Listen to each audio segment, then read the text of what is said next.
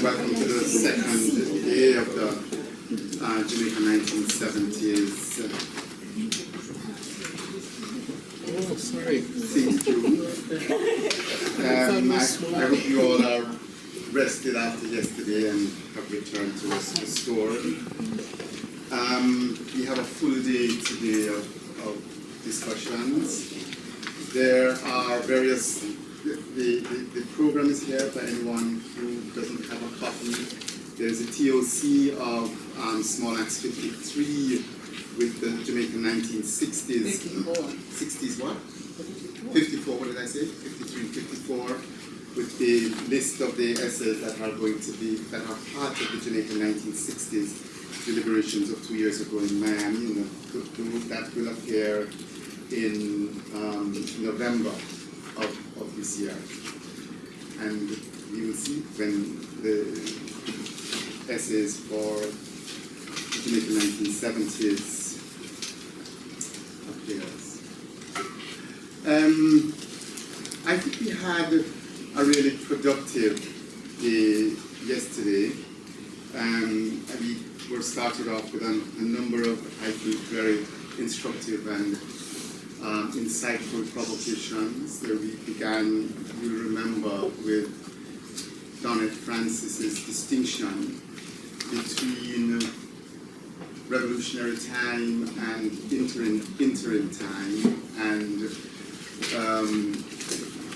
radical engagement and radical skepticism in her reading together of Don Robotom's text of the 1970s, 1974 to 1981, from within the left, WPJ left, and Neville Dawes' interim, also a left, overtly left, fictive text, and hopefully the question of kinds of temporality will remain in our discussions today. And that was followed, you remember, by Rachel Mordecai's suggestion, to which I hope we return in a fulsome way today, that the post-1970s thrillers reflecting on, in various ways, the 1970s, or years like the 1970s, are constructed in such a way as to relieve us of the burden of history. We are, obviously, which is part of the reason we are here, we are all of us in here burdened by the 1970s.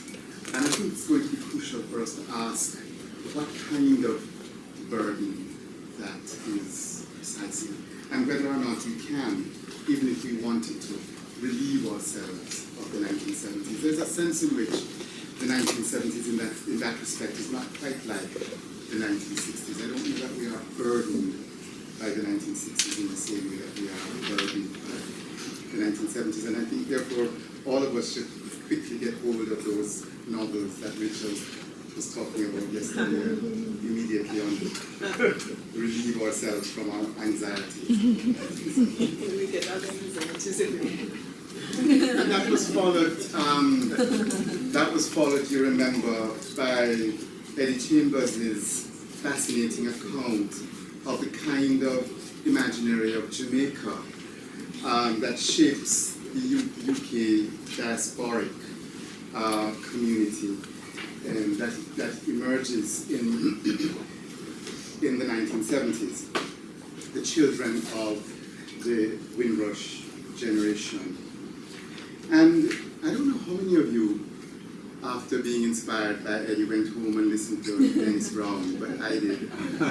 Because I didn't know, I don't know if you did, Brian, that the Promised Land was done with Aswad. I didn't know that. It doesn't appear in Jamaica as connected to Aswad, which is very, very, very, very interesting for the imaginary of Aswad. And I look back at that Aswad album that was part of that Jamaican moment, and the Promised Land is not part of that. So that was enormously interesting. But it raises the question, Eddie's presentation raises the question, among many others, about the emergence of the conversation about the second diaspora, right? Because of course, I mean, that's a discussion that is taking place in cultural theory in Jamaica. Just think of Sylvia Winter's work of late 1960s, early 1970s, Kamal Brathwaite's work, Netford, thinking of Jamaica as a first diaspora in relation to the emergence of a second diaspora. And so, how we think about diaspora is going to be crucial. And also, what Eddie's presentation made me think about was the internal debates in your generation, Eddie, in Britain, because it is not a seamlessly homogeneous set of debates about blackness, diaspora, the Caribbean, etc. in the middle to late 1970s. And that was followed by Katrina Dacres' account of the role of monuments in the national imaginary from the 1950s onwards. And I wanted to ask, and will ask, about the specificity of the 1970s in the debate about, or in the conversation about, or in the imagination about the heroic and the monumental in discussions about national heroes and what to do with them in National Heroes Park and so on. But I was also struck, I don't know how many of you were struck, and it circulated for me partly through Val's question to Katrina, by the role of international modernism in the architecture of these monuments. Who in here, passing the Ministry of Education at the bottom of Heroes Park, would look across at that box-like building and think about international modernism, right? And I think I think it's really important for us to try and turn our minds through some of these categories, which are partly categories of time, categories of style, that emerged in Katrina's discussion. I also want to remind us of the comment made about Edward Seaga's commitment to the folk idea of blackness. And I was thinking as the comment was made, a folk idea of blackness as opposed to what? And of course, this puts us in the middle of the conversation with Deb's work around modern blackness.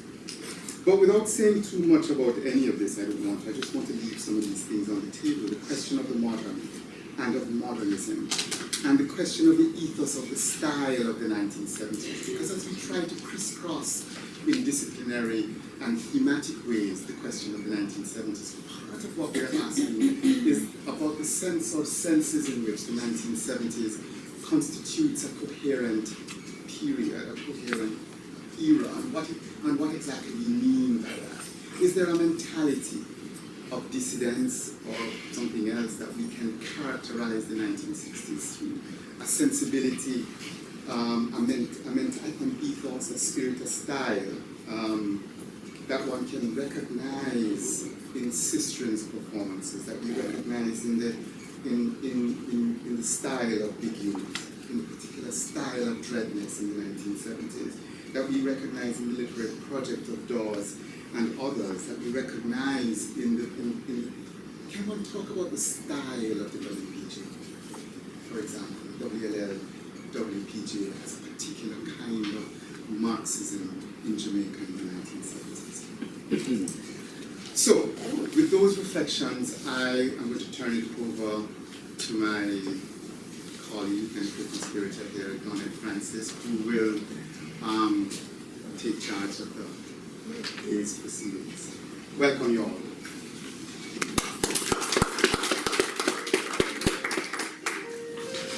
I'm simply going to introduce, so good morning, welcome everyone. I'm simply going to introduce our colleague and friend, Charles Carnaby, who we refer to as Val. So Val Carnegie is professor of anthropology at Bates College. He is the author of Post-Nationalism Prefigured Caribbean Borderlands. Val's current projects focus on pioneering rural community development efforts and the beginnings of colonial social science research in the English-speaking Caribbean in the 1930s and 40s, as well as the cultural politics of contemporary Kingston. Publications resulting from this latter research so far includes this wonderful article that if you haven't read, you must download today. It's called The Loss of the Veranda, Kingston's Constricted Post-Colonial Geographies. It will help you rethink everything you know about the landscape of Kingston. And then another article, Walkfoot, People Matter, and How Did There Come to Be a New Kingston, which is this article that will be forthcoming in the 60s essay. So welcome Val and you all to this morning's panel, and we look forward to a lively discussion.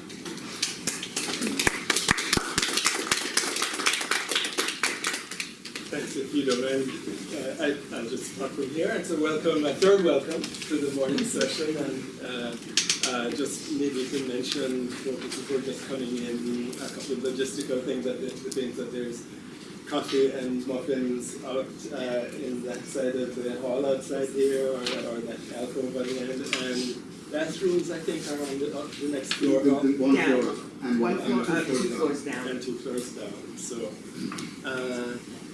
and it's my honor and pleasure to introduce our two panelists for today. I think the logistics are that we'll have 40 minutes allocated to each of the presenters, and I have about a few remarks after that, and then it will be a discussion, an open conversation after that. So my pleasure and an honor to introduce Kim Robinson-Walcott. First, who's a doctorate in literature. She is the editor and head of Caribbean Quarterly, published at the University of the West Indies at Mona. Also the editor of Jamaica Journal, published by the Institute of Jamaica. Her publications include the scholarly work Out of Order, Anthony Winkler and the White West Indian Writing, University of the West Indies Press. Jamaican Art, published by Kingston Publishers, which she co-authored, and the How to Be Jamaican Handbook, which she co-authored and illustrated, and as well the children's book, Dale's Mango Tree, which she also illustrated. And her articles and book chapters and short stories and poems have been published in a number of journals and anthologies. And join me in welcoming Kim.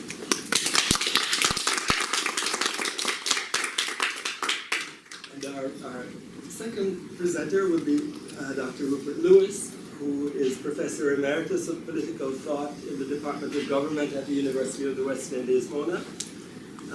His biography of Marcus Garvey, published by UWI Press, is due out in 2018, and those of you who are familiar with Rupert's work know also that he published over the years a number of other important works on Garvey, including Garvey Anti-Colonial Champion. He's also the author of a book on Walter Rodney's intellectual and political thought. And I might add, just in his status as a retired professor, very active in the public life of Jamaica, still in terms of the Garvey Center on King Street in Kingston, and as a contributor to discourse, public discourse in a number of areas of Jamaican life. So join me in welcoming Rupert.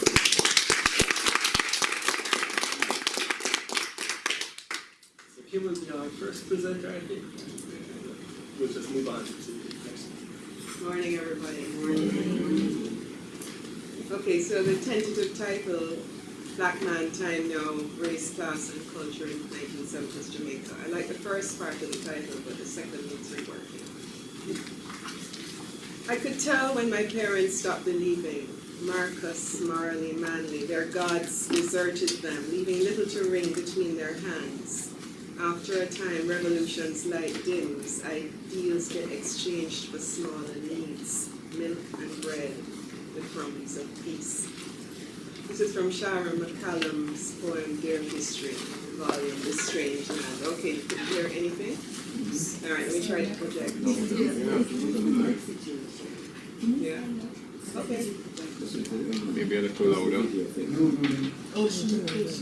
No, I think it's fine. No, try that. Stand, I think it's Stand.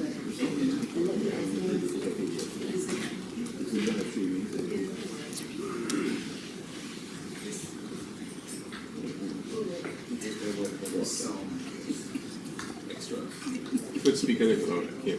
I'll try. You want me to start again? Could you hear anything as well? We could hear yes, it. please not. So we walk. Start again? Sure. Yes. Okay. I could tell when my parents stopped believing. Marcus, Marley, Manley, their gods deserted them, leaving little to ring between their hands.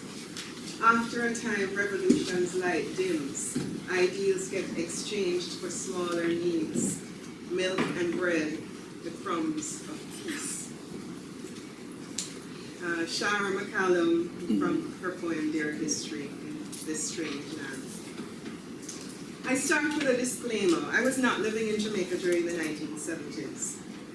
This statement is actually not entirely true. I left Jamaica in 1974 at the age of 18 to go to university, spent 5 years abroad, and returned to Jamaica in late 1979. This second statement is not entirely true either. Between September 1974 when I left and September 1979 when I returned permanently, I came home nearly every Christmas and nearly every summer. My parents were upper middle class professionals. My father was one of the senior partners of what was then the largest architectural firm in the Caribbean. My father, dark-skinned, had fought to establish himself as a professional when he returned to Jamaica from Montreal in 1956. At that time, only British, white, architects were viewed as illegitimate. My father's reading matter in the early 1970s was Malcolm X, Eldridge Cleaver, James Baldwin, Frantz Fanon. I remember him telling me as a teenager that he would not be happy if I married a white man. A curious intervention, since at the time I was attracted only to young men with huge afros. My mother, lighter skinned, was a lecturer in endocrinology at the University of the West Indies. The youngest in her family of 5 daughters, she was the darkest in complexion, although in Jamaican terms she would be described as red, which gave her an inferiority complex in her formative years. Nevertheless, she was the only one who her father could afford to give a university education. She had left Jamaica to study medicine at McGill, ended up instead doing a science degree, then marrying my father, who had followed her there, and supporting him through architecture school. The PhD which she gained at age 40 was to make up for that mistake. My father came from a family of 7 brothers and 1 sister, which, like most middle-class professional families in Kingston, I would say, had been staunch and active PNP supporters, and more specifically supporters of Norman Manley for decades. My father's only sister had been married to Richard Hart, and was a pioneer member of Jamaica Welfare. When the PNP won in 1972, the excitement and euphoria of that victory was felt in my home. My eldest uncle, a party member, was soon appointed Attorney General. My father, by the time I left Jamaica for Montreal in 1974, was already, at the invitation of Michael Manley, involved in various governmental committees, advisory boards, and projects to do in low-income housing. My mother's family was not as prominently political, but they all, like the majority of voters, had embraced the PNP slogan that better must come and that it was time for a change. By summer 1976, when I came home, my once political father had resigned from all PNP committees, boards, and projects, disillusioned with and disgusted by Michael Manley and what he regarded as his dishonesty, his egotism, and his weakness in not controlling the radical elements in the party. On the other hand, my once apolitical mother, now separated from my father and living in university staff accommodation in College Common, had created a space in her home which was frequented by artists, musicians, and campus radicals, including several WPJ members. And I remember well the extended and excited political discussions fueled by many woman gingers, which took place in her living room nearly every day. The men in their dashikis and bush jackets, heads adorned with afros, tam, locks. The women in their tie-dye wrap dresses and African head ties, all sitting on cushions on the floor with one or two strumming guitarists in the background as they passionately discuss workers' rights, women's rights, human rights, self-sufficiency, national pride, black pride. By 1978, College Common had become a scary place. Horrible, vicious attacks on residents, including some of my mother's closest friends and colleagues, had sent families fleeing. My mother herself suffered 3 break-ins. The first time no one was hurt. The second time 2 of my friends who boarded with her were raped. The third time she was alone and had to scream for help for an extended time as someone relentlessly tried to break down her bedroom door. She never fully recovered from that last episode, but she never considered moving, either from College Common or from Jamaica. And in 1980, she, probably like most of her university friends and colleagues who had remained in College Common and in Jamaica, voted PNP. My father, unlike many of his friends and colleagues, also refused to leave Jamaica in the 1970s.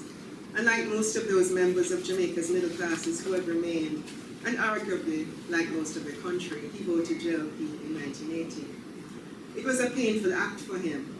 Like many of his class and background, he despised and distrusted Eddie Seaga, holding him responsible for the introduction of gun violence into Kingston.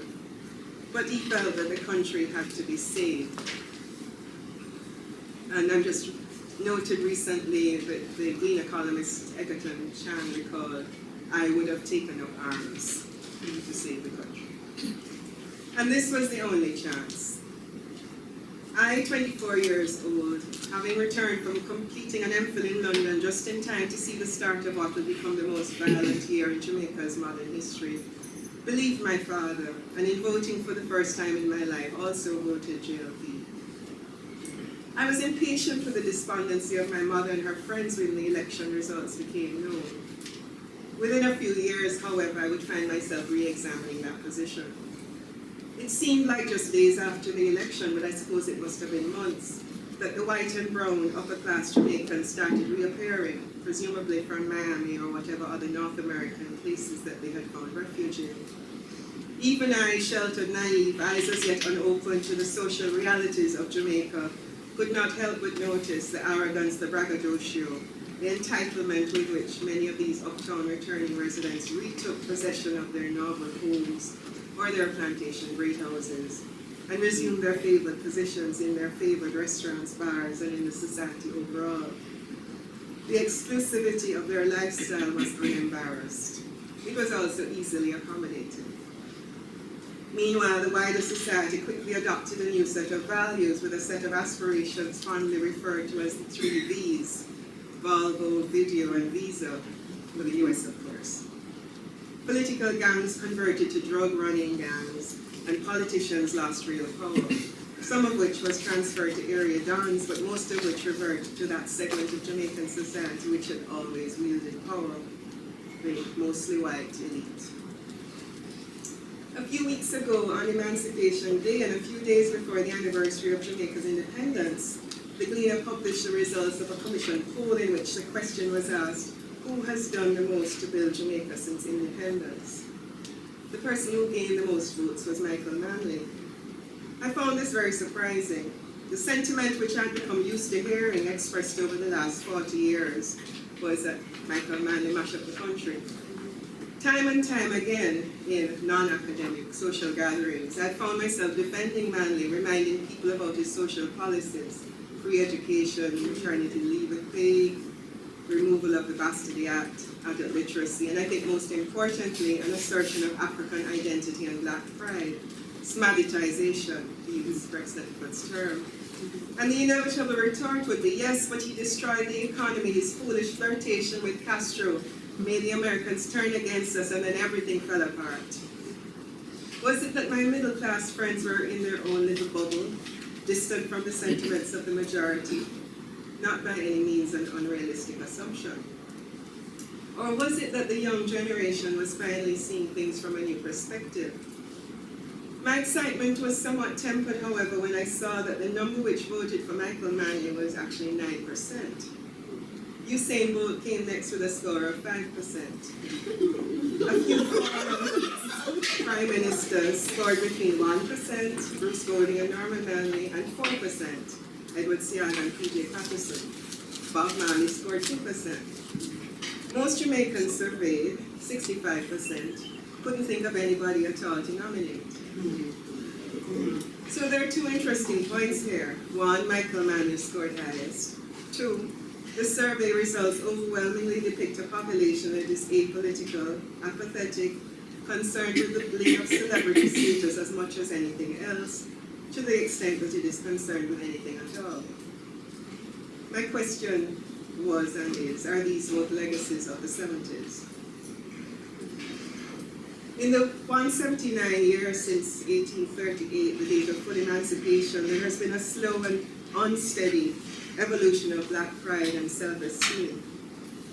Rex Nettleford's seminal 1970 essay, The Melody of Europe, the Rhythm of Africa, clearly established the dichotomy between the dominant European culture and the African-based culture of the masses, suggesting that, quote, there must be the liberation of the Jamaican black from the chains of self-contempt, self-doubt, and cynicism, and that, quote, correspondingly, there will have to be the liberation of Jamaican whites, real and functional, from the bondage of a lopsided Creole culture which tends to maintain for them an untenable position of privilege. Then the harmony which so many well-intentioned Jamaicans claim to exist will begin to transform itself from fiction into fact, end quote. Building on this, Colin Palmer asserts convincingly in his book, Inward Yearnings, that in Jamaica's, quote, search for racial and political selfhoods, the two polar opposites of white European and black African identity have never coexisted in harmony, but have jostled for dominance, with the consequence of hindered development and progress.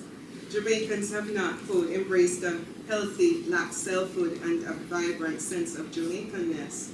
There has been no, quote, psychological break with the long colonial past, no dramatic structural transformation of the political, economic, and social landscapes. However, there have been a number of pivotal moments in Jamaica's history where there has been a jolt in awareness.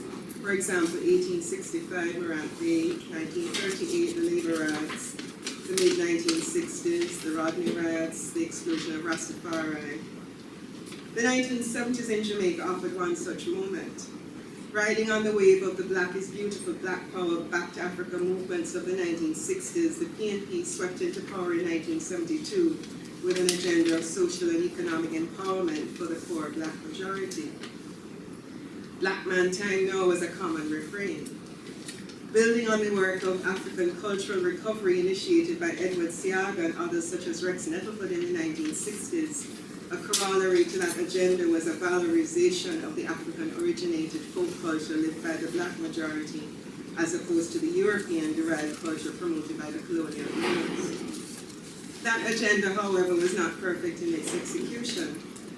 Considering a selection of literary works written by Jamaicans in or about the 1970s, in this paper I examined some of the complications and shortcomings of the PNP's execution of its vision, and more critically, the shortcomings and contradictions of the Jamaican population itself from the perspectives of these writings.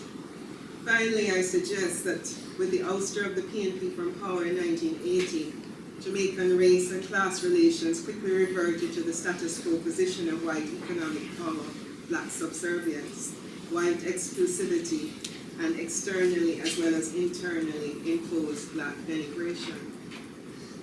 1980 indeed would prove to be another pivotal movement, signifying not only the end of the socialist experiment in Jamaica and the abortion of black man time now, but also a loss of idealism and a growth of cynicism and a self-serving pragmatism. Disturbing features which have continued to mushroom and discard the Jamaican psychosocial landscape up to the present day. The works which I have chosen to focus on in this paper are Anthony Winkler's Going Home to Teach, published in 1995, Brian Meeks' Paint the Town Red, 2003, and Margaret Césaire Thompson's A True History of Paradise, 1999. All three works are set in 1970s Jamaica, though all three were published decades later. Anthony Winkler, a white Jamaican who had left Jamaica for the USA in 1962 in order to make a living as a writer, returned home in 1975 at the height of political turmoil, at a time when, as his brother who met him at the airport noted incredulously, everyone going, you coming.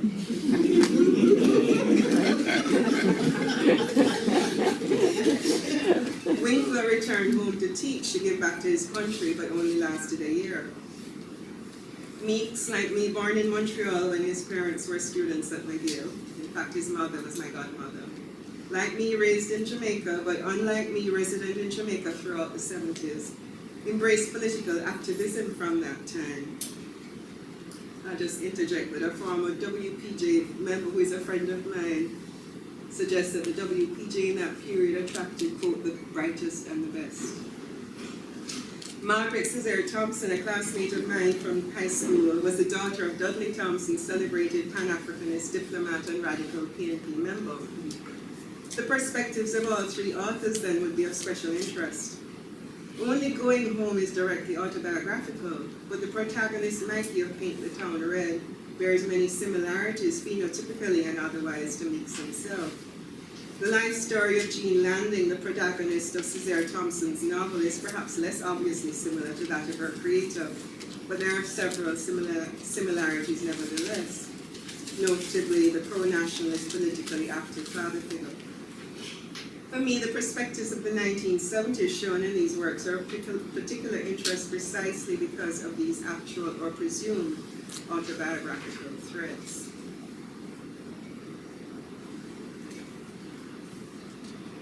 He is a one-eyed man in a blind-eyed country.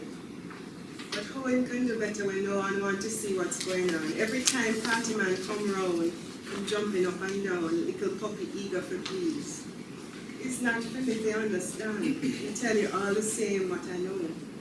If you see jackass, don't you must ride it. McCallum, Miss Sally on politics. Going Home to Teach is an account of the year Winkler spent teaching at Monique Teachers College in St. Anne, Jamaica in 1975 to 76. Winkler uses that one-year frame, however, as a basis for extensive historical and social analysis, interweaving autobiography with social commentary, all spiced up, of course, with typical Winkler zaniness and humor, to produce an incisive account of Jamaica's social history and of Jamaica in the mid-70s under Michael Manley. Winkler, who against the advice of friends and family, arrived in Jamaica with a desire to participate in the building of a new Manley-led Jamaica, but quickly got worn down by several challenges, is scathing in his depiction of Manley, portrayed as a blundering, egotistical demagogue who gets carried away by the sound of his own words. Quote, "It was after I had listened to this dim-witted speech that I finally grasped what was idiotically flawed about Manley and his program. It was all too doltishly theoretical." Winkler asserts that, quote, "part of the reason for Manley's unpopularity among the managerial and middle classes in Jamaica was firmly rooted in the Jamaican thinking about race. In our national identity, blackness connoted not merely color, but also a certain manner of thinking and behavior linked in the popular mind with indiscipline, unculturedness, and general ill-mannerliness. This association had evolved intact into our cultural soul from the earliest slavery days when a black skin signified captivity and barbarism. Indiscipline is the one word," Winkler says, "that most Jamaicans on a free association test would equate with blackness." Winkler continues, quote, "And it was here, it seemed to me later, by his misreading of the national psyche that Manley stumbled. His administration, he declared, often was for the common man, which meant it was for the black man. But to be for the black man in the Jamaican mind is to be for that bête noire in discipline. And as his term dragged on, Manley seemed to give tacit support to the middle-class criticism that he had sided with the beast. I remember thinking at that time that if I had been Manley's speechwriter, I could have stopped at least 50 middle-class managers from migrating. I would have said about indiscipline what I have heard maids, garden boys, nannies, teachers, shopkeepers say about it all my life. I would have denounced it with uncompromising damnation and hurled it into the blackest pit of odium. Winkler's passion for social justice is undiminished, however, and he is particularly incensed by the bigotry of those of his color, but not class, whose behavior embarrasses him. It is indeed black man time now, and so it should be. The poor black Jamaican majority has suffered terribly under colonialism, which has among its innumerable evils given blacks a crippling sense of inferiority, and the righting of these wrongs is long overdue. He acknowledges, underestimating, I'm quoting, the deep-rooted and pernicious symbolism of race was one of the many miscalculations Manley seemed to me to have made in dealing with his own people. But still, it was also plain to me that his influence in instilling a feeling of pride and self-worth in black Jamaicans had taken hold, and with good effect. On the other hand, Winkler as a white man is subject to a type of racial abuse that became prevalent in the 1970s, taunted as pork on the streets, and continually fighting to prove his Jamaicanness despite the fact that he is white. The pain expressed by Winkler in being rejected by his countrymen is one of the more heart-rending elements in this book, especially since Winkler has established himself as being completely out of sync with Jamaican whiteness. Winkler can deflect this pain to some extent, but his American wife, Kathy, finds it less easy to ignore the racial taunts and feels threatened.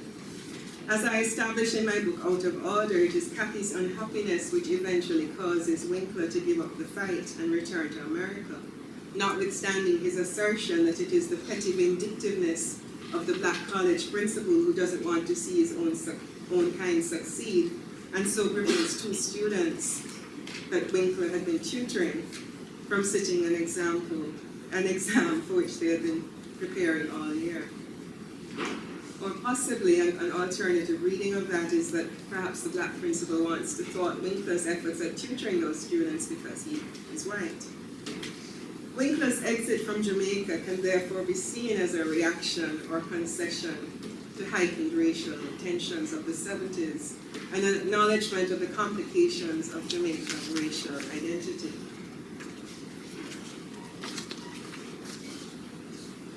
What a way things come to this.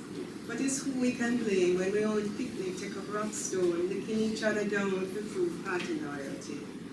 Spit in the sky, it fall in your face. McCallum's poem, Miss Sally explains. Brian Meeks' novel Paint the Town Red is the story of Mikey, a mixed-race, brown-skinned, middle-class young man who, as a university student, embraces the cause of the poor black majority by joining the left, with dire consequences. The novel, though published in 2003, is set primarily in two periods, the mid to late 70s and circa 1990, when Mikey emerges from prison after 11 years, with a third time zone appearing in a postscript another 10 years later. On the first page of Paint the Town Red, Mikey recalls humming the Marley melody Concrete Jungle when he enters prison. Mikey is, however, quickly put in place by the prison warder. "Oi, Chinese boy, you think you know anything about life in this your concrete jungle?" The warder may be referring directly to the concrete jungle that is the penitentiary in Spanish Town, where Mikey will spend the next 11 years. However, the question resounds: how could Mikey, a brown-skinned, middle-class young man, ever really know about life in the concrete jungle that is Kingston's inner city? So Mikey is assumed to have, and does inevitably have, limitations of understanding or belonging as a colored middle-class person.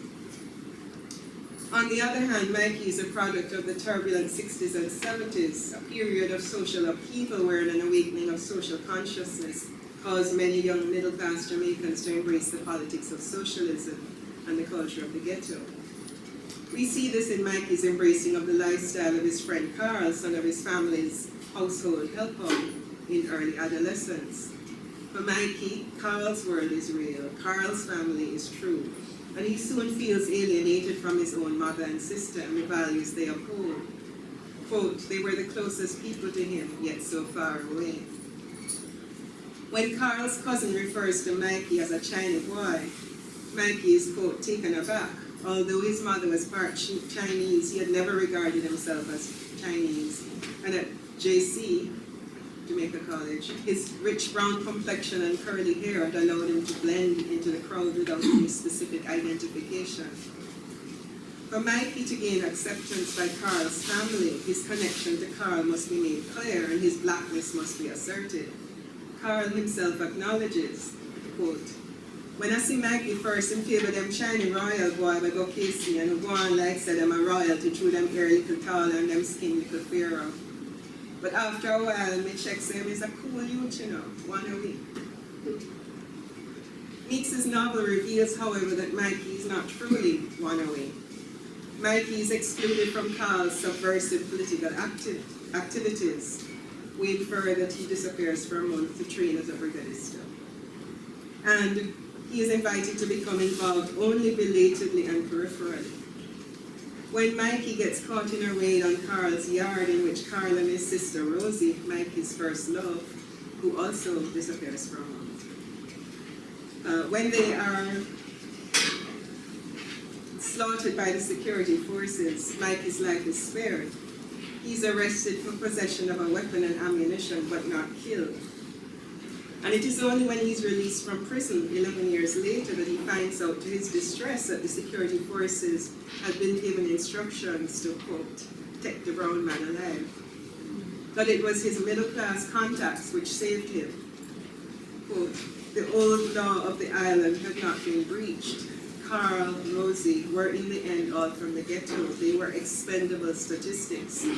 But he, despite his friendship with them and shared sentiments, was from a different place. Where exactly is Mikey from? Where does he belong? Geography reinforces the class divide as Mikey travels on the minibus between uptown and downtown in his attempt to unearth the truth of what happened to him 11 years before. And his physical wandering reinforces his own homelessness, his own unbelonging. In the postscript 10 years later, Mikey ends up as a pathetic figure, a failed insurance agent. An aging middle-class Rasta clinging nostalgically to a revolutionary lifestyle that has long disappeared, subsumed by the pragmatic 2000s realities of materialism. I have to tell you that the author may have a different reading of this.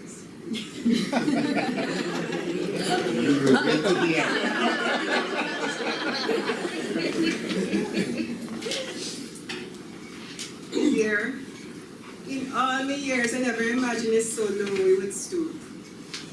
For people who know what it is to be the lamb, how we gonna lead our own to slaughter? McCallum, poem Miss Sally on the Grandmother Fairs. The True History of Paradise tells the story of Jean Landing, a dark-skinned, mixed-race, troubled young woman who has decided to leave Jamaica in the period immediately preceding the 1980 general election. The focus of the novel is ultimately to explain Jean's decision to leave Jamaica. As she travels from Kingston to the north coast where she will make her escape on a ganja plane, we learn about her history, that of her family, and that of the island as a whole. Cesare Thompson carefully creates a family tree of multiple ethnicities with the evident purpose of establishing the Creole nature of Jamaican society. Why is Jean leaving? There are several reasons, personal as well as environmental, but the primary one is that life in the country has become a nightmare. It is a time of terror. Jean's sister has just killed herself. Her best friend has been assaulted because of her lesbianism. Her best friend's lover has been murdered for the same reason. Similar atrocities are occurring nearly every day. Jean herself has narrowly missed being raped twice. Quote, rape had become so prevalent in the island, and horrible stories of gang rape, the girl on the end of the street, the shopkeeper's wife, every day another story of sodomy, burning, tearing women apart, vile, sadistic things that made even policemen cry.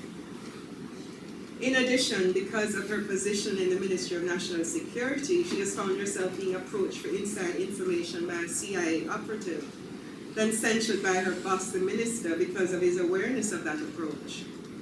Combining these events with the dysfunctionality of her personal life, her relationships with her mother, sister, and unfulfilled local love interest are all characterized by non or miscommunication. The inevitability of the decision to leave then seems obvious. Given the fact that Cesare Thompson is Dudley Thompson's daughter, in reading through history, I was interested in the novel's lack of overt political commentary. Rachel Mordecai, in her book on the 70s, suggests that the novel, quote, seems oddly anxious to avoid politics. It takes no position on partisan political questions, and although the novel does manifest a distant awareness of the broader socio-political issues at stake, the decade is presented in highly personal terms as a threat to the protagonist's well-being. A desire to avoid politics, however, may be a more common middle-class reaction to 1970s Jamaica than the political activism of someone such as, for example, Meeks's Nike. Perhaps more critically, Jean not only is portrayed as having dysfunctional relationships, but she herself is portrayed as dysfunctional. Her understated relating of the seemingly unending series of horrific events that punctuate the novel suggests a woman who is shell-shocked. Nevertheless, political issues are touched on, perhaps the most disturbing of these being the intimation that the barbaric attack on Jean's best friend is an act orchestrated by the CIA. Mordecai also pinpoints a disturbing feature in that novel, the sinister, ominous, threatening presence of the anonymous black masses, agents of brutality representing what Mordecai terms, quote, problematic modern blackness. Jean, though dark-skinned, has been presented as Creole, not black. The perpetrators of most of the heinous crimes in this book are poor and black. Jean, meanwhile, is darker skinned than her half-sister Lana and her near-white mother Monica, who makes it plain to Jean that Lana is the pretty one, while the most she could say in Jean's favor is that she is, quote, good, bright, sensible. Ron Landing, Jean's gentle, loving, and dark-skinned father, is portrayed as an artistic dreamer, idealist, believer in self-rule and nationhood. In striking contrast, Jean's selfish and insensitive mother, Monica, is a hard-nosed, ruthless, gun-toting, self-made businesswoman, anti-PNP, anti-manly, except for wanting to sleep with him. Pro-nothing except Monica. Ron dies early, so misses the excesses and atrocities of the 70s. Would he have continued to support Michael Manley and his party had he lived? The answer seems to be no. He returns to his daughter in a dream, urging her to, quote, leave this place. Monica, on the other hand, who single-handedly almost brought down the government with her manipulation of a bread strike, refuses to leave Jamaica. Sink or swim, she is staying. She has nothing to lose. Quote, so many people had disappointed Monica, she did not expect much from anyone. That self-imposed hardness gives her resilience. At the end of the novel, the true survivor is, quote, brave, vain, pragmatic, ferocious, hurt, and hurting Monica. These are days so long the sun seems always overhead, a hefted medallion hanging in the sky. These are the days in a country's life where the air is so still it collects in folds, drapes itself through the nostrils of young and old, when the air is weighted with something approximating hope. McCallum, Election Days, Kingston. In preparing for this paper, what struck me most in rereading Olive Sr.'s 1972 work, The Messages Change, other than my amazement at how a few months after the election she could have produced such a well-researched and considered analysis of that event, was the familiarity of her description of the society before the election. How much time do I have? We've been giving you... How much? I've gone over 40 minutes? Yes. Okay, all right. I'm going to start skipping. Okay. All right. But we're in trance. Under the JLP administration, senior states, so she's talking about up to 72, charges of corruption and political victimization were rife. Party politics was superseding the public interest. She mentions, quote, the perennial problems endemic to developing countries everywhere, but accelerating in the last few years. years. High birth rate, making inroads into any real gains, increasing cost of living, inflation cutting into rising living standards, mass unemployment linked to a phenomenal increase in crime and violence, general lawlessness which threatened the very foundations of the society, the general inability of the country's resources to keep up with rising expectations. And the final sentence that I'm quoting here, there was also the feeling that economic expansion had coincided with what many referred to as moral decline. So Senior's description of the status quo in Jamaica 72, just before the PNP came to power, is an accurate description of the status quo in Jamaica 2017. Could it be then that the efforts of the 70s to alter the status quo were futile? That although the message was changed, there was in fact little fundamental change? This goes to the Donnett's comments on interim yesterday. It was an interim period, perhaps. I return to Meeks's Paint the Town Red, which elsewhere I've compared with John Hearn's 1955 novel Voices in the Window, Under the Window. I'll just say that, I'll skip all of that, but just to say that both novels have many incredible number of similarities. And I'll read this paragraph. Both novels are themed around a time of social unrest where the black masses are agitating for and in the end fail to attain social justice.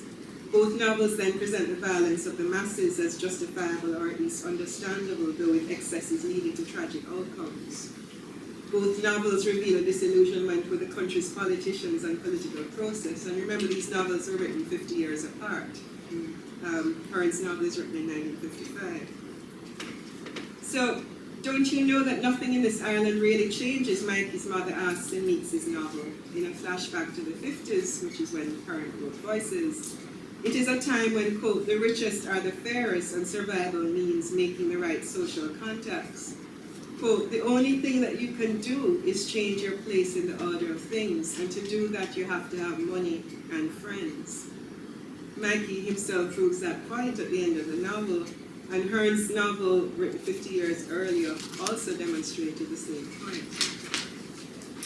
So survival is intricately bound with class, and class is intricately bound with skin color. The country's poor black majority is still dispossessed, its outlook bleak, white or light is still right. Alright, so going to my final section. City of Jackmandora, I'm going to choose none. Of a Nancy prevailing over mongoose, bread or rat, puss and dog, a Nancy saved by his wits in the midst of chaos and against all odds. That's for Callum's poem Psalm for Kingston. In all three works examined in this paper, the endings signify defeat. Winkler leaves Jamaica defiant but defeated by the petty vindictiveness of his school principal, or perhaps defeated by the reverse racism that has left his wife desperately unhappy. Cesare Thompson's character Jean leaves Jamaica in order to save herself from the horror of existence in the island, but in so doing abandons her assaulted and grieving best friend, her mother, and the man she truly loves. Meeks's character Mikey leaves a life of political and social activism to endure the ultimate compromise. He, quote, trims and shaves, puts on the suit, and for 2 years sells insurance. Then, after being laid off, leaves the city of Kingston to retreat to St. Anne, quote, where the air is cleaner. In his final words to the narrator of the postscript, who is his deceased lover Rose's younger brother Rohan, he says, quote, remember Rohan, Marley say, rise up fallen fighters. He who fights and runs away lives to fight another day. One day the heathen back shall be against the wall, and I shall return. I'm still quoting. With a 70s style walk, he lopes down the sidewalk, oh, here's the quote, and slowly fades in the blue haze of the frantic traffic. Proceeding with what Mikey may want to project as a purposeful stride. The reader, however, may interpret this as aimless wandering, and Mikey's words to Rohan may be meant to convey optimism that social justice will eventually prevail. But to this reader, at least, the words sound empty, the sentiment pathetic, the hope vain. Who are the survivors? In true history, as noted earlier, the survivor is the tough, pragmatic, ruthless Monica. In Paint the Town Red, the survivor is Charlie, who I haven't mentioned before. He was former revolutionary, now drug dealer, turned philanthropist. Perhaps it is only in such figures that we as readers, as Jamaicans, can place our hopes. Monica's survivor status is particularly interesting from several points of view. First, she rejects idealism of any kind, making her perfectly suited to the materialistic every man for himself Jamaica that emerges in the 1980s. Second, she is light-skinned and has spent most of her life recreating herself as white. In this sense also, then, she is the ideal fit for the new or same old, post-70s, white or light is right Jamaica. Third, as a gun-toting maverick or renegade, she understands the law of the jungle, or alternatively the lawlessness of the frontier, the rule of survival of the fittest, in a climate of increasing lawlessness, corruption, immorality or amorality at best, capitalism as the new religion, money-making as the new mantra. Monica is perfectly at home. And interspersed lines from Sharon McCallum's poetry volume, This Strange Land Throughout This People. McCallum, born in 1972 and raised in Jamaica by her 12th tribe Rastafari parents, migrated from the island in 1981, the day of Bob Marley's funeral, sent away by her grandmother along with her siblings to the US, apparently when her grandmother decided that it was necessary to save her grandchildren from Jamaica. And so I end with a few more lines from McCallum.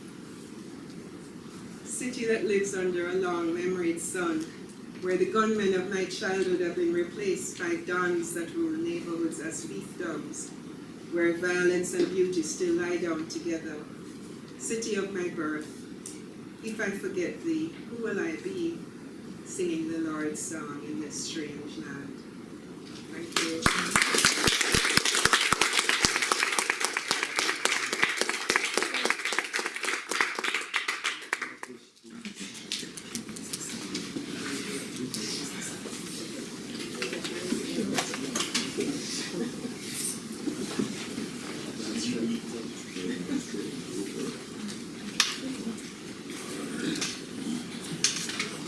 Thank you, Kim, for your brilliant evocation of the 70s. Let me thank David Scott. And the only reason I'm doing this paper because David asked me. And the only times I've spoken about or written about WPJ because David asked me. On my own, I would not. Let me thank Donna for her persistence and Don for his friendship and for organizing this symposium.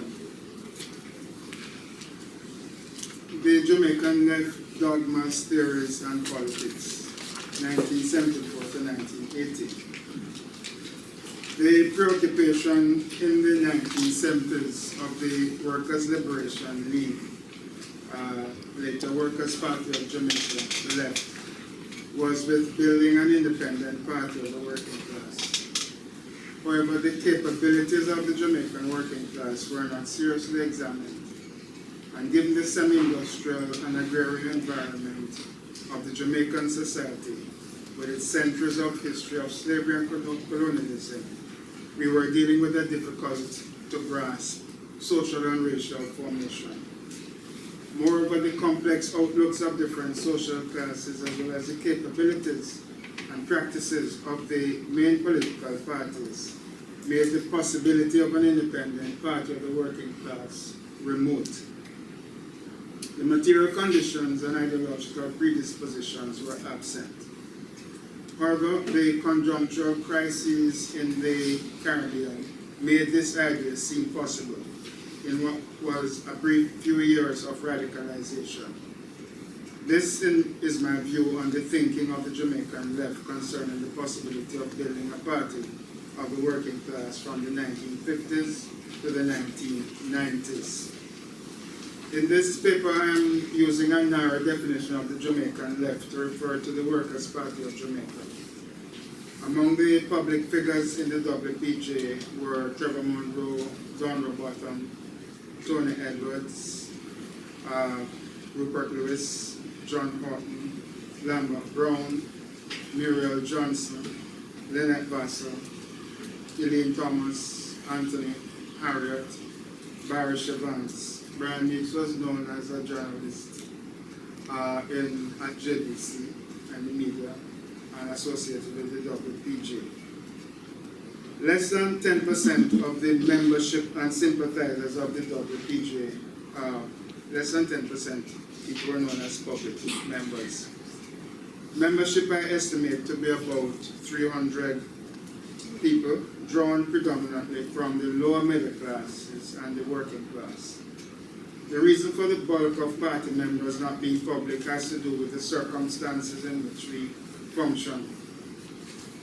A minority of us were publicly identified as communists, but most members could not be identified as such for fear of discrimination on the job or loss of jobs in the civil service, the media, the private sector, government parastatals, and education institutions. Moreover, communists had to get waivers to enter the United States. I and many others traveled on a waiver to the United States until the idea of the communists as an undesirable was removed and replaced by terrorists. The political climate of the Cold War was hostile to the left, and the right-wing success in labeling the Manley administration as communist was gaining traction by the end of the 1970s, buttressed as it was by targeted political violence.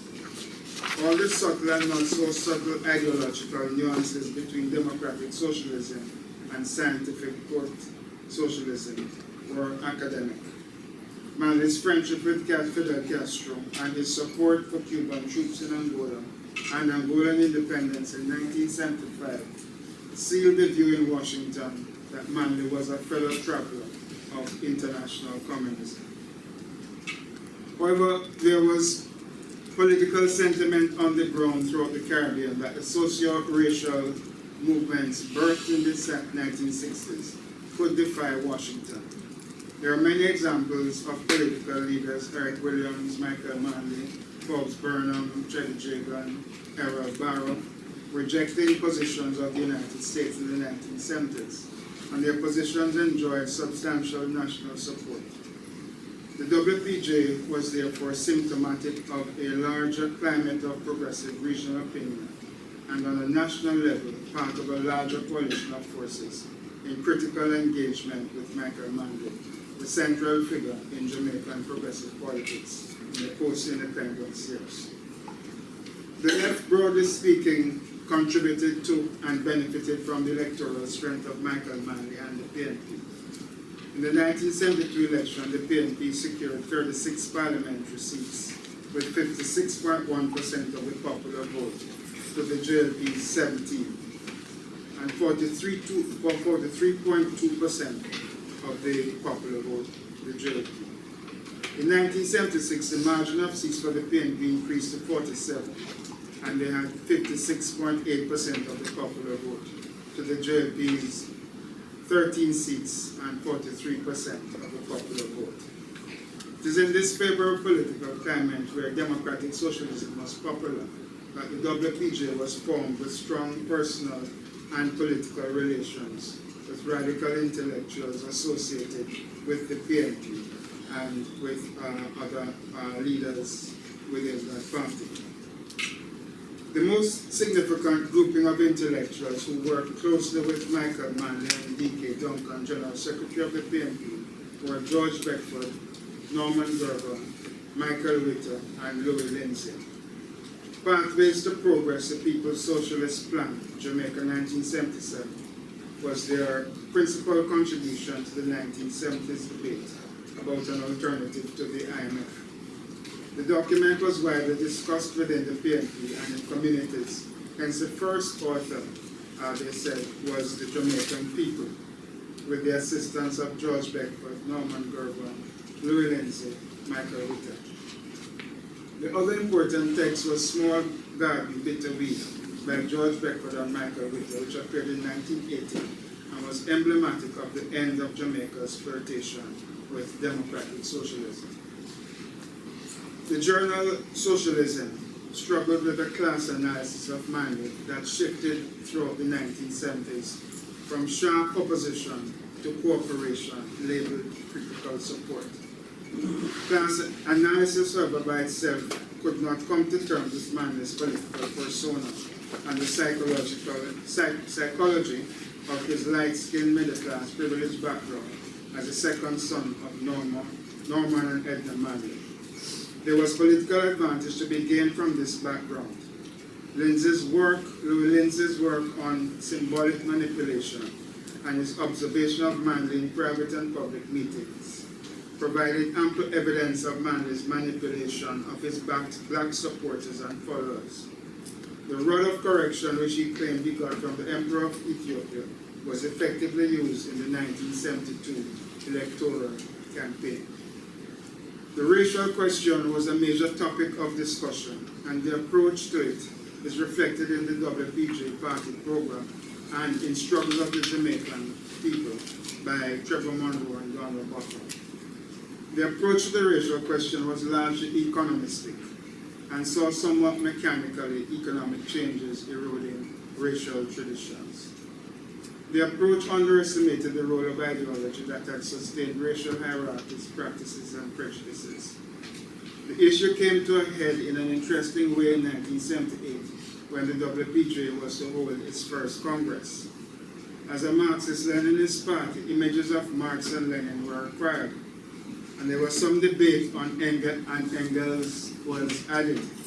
But there's no way in Jamaica in 1978 that 3 white men, 2 Germans and 1 Russian, could adorn the backdrop to the platform by themselves. We decided to add Paul Bogle and Marcus Garvey.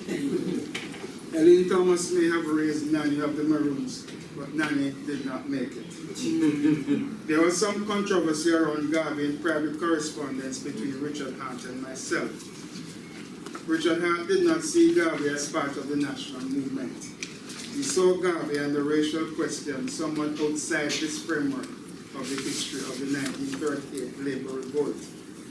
My research on Garvey's Jamaican years had indicated how substantial his contribution was to the early nationalist movement of the 1920s and early 1930s. Garvey was anti-communist and pro-capitalist.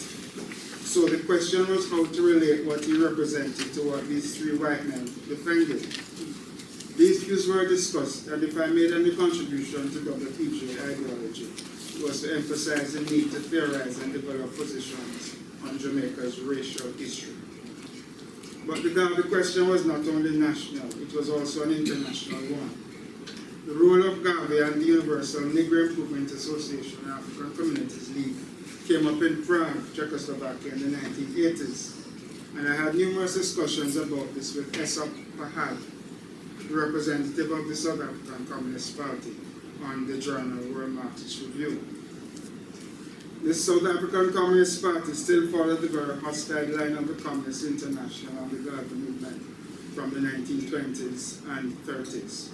Part of the book Marcus Garvey, Anti-Colonial Champion, 1987, tackled this question of how to assess Garvey's contribution. The Journal of the South African Communist Party, the African Communist number 113 of 1988, carried a positive review of the book, recognizes Garvey's contribution to the early African National Congress, which was written by Esop Pahad. Although a serious effort was made, I do not think that WPJ satisfactorily dealt with this knotty racial and class question.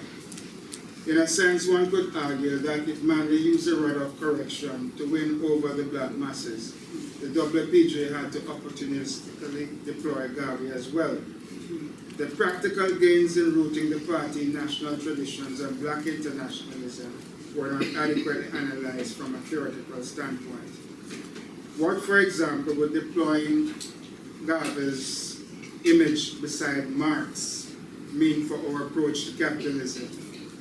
What would it mean for our criticism of the international communist movement? These questions would not have arisen for the PNP.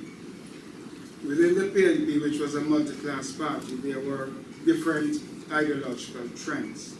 The trend on the left, with which the WPJ held regular discussions, was Among them were Dr. D.K. Duncan, General Secretary, and Arnold Bertrand, a close friend of Trevor and Dodds. Well, also a schoolmate of mine at Calabar. So, there was also the very vocal PNP youth organization with the articulate and highly intelligent Sheldon MacDonald in its leadership. Mention ought to be made of Anthony Spaulding, mentor of Portia Simpson, who was the boss of the Trenchtown/Concrete Jungle and creator of the gang-based garrison that was only rivaled by Edward Seattle's Tivoli Gardens, Demontown stronghold, with its supporting cast of political gunmen. Spaulding was a black nationalist and was public with his criticism of the brown dominance of the PNP leadership.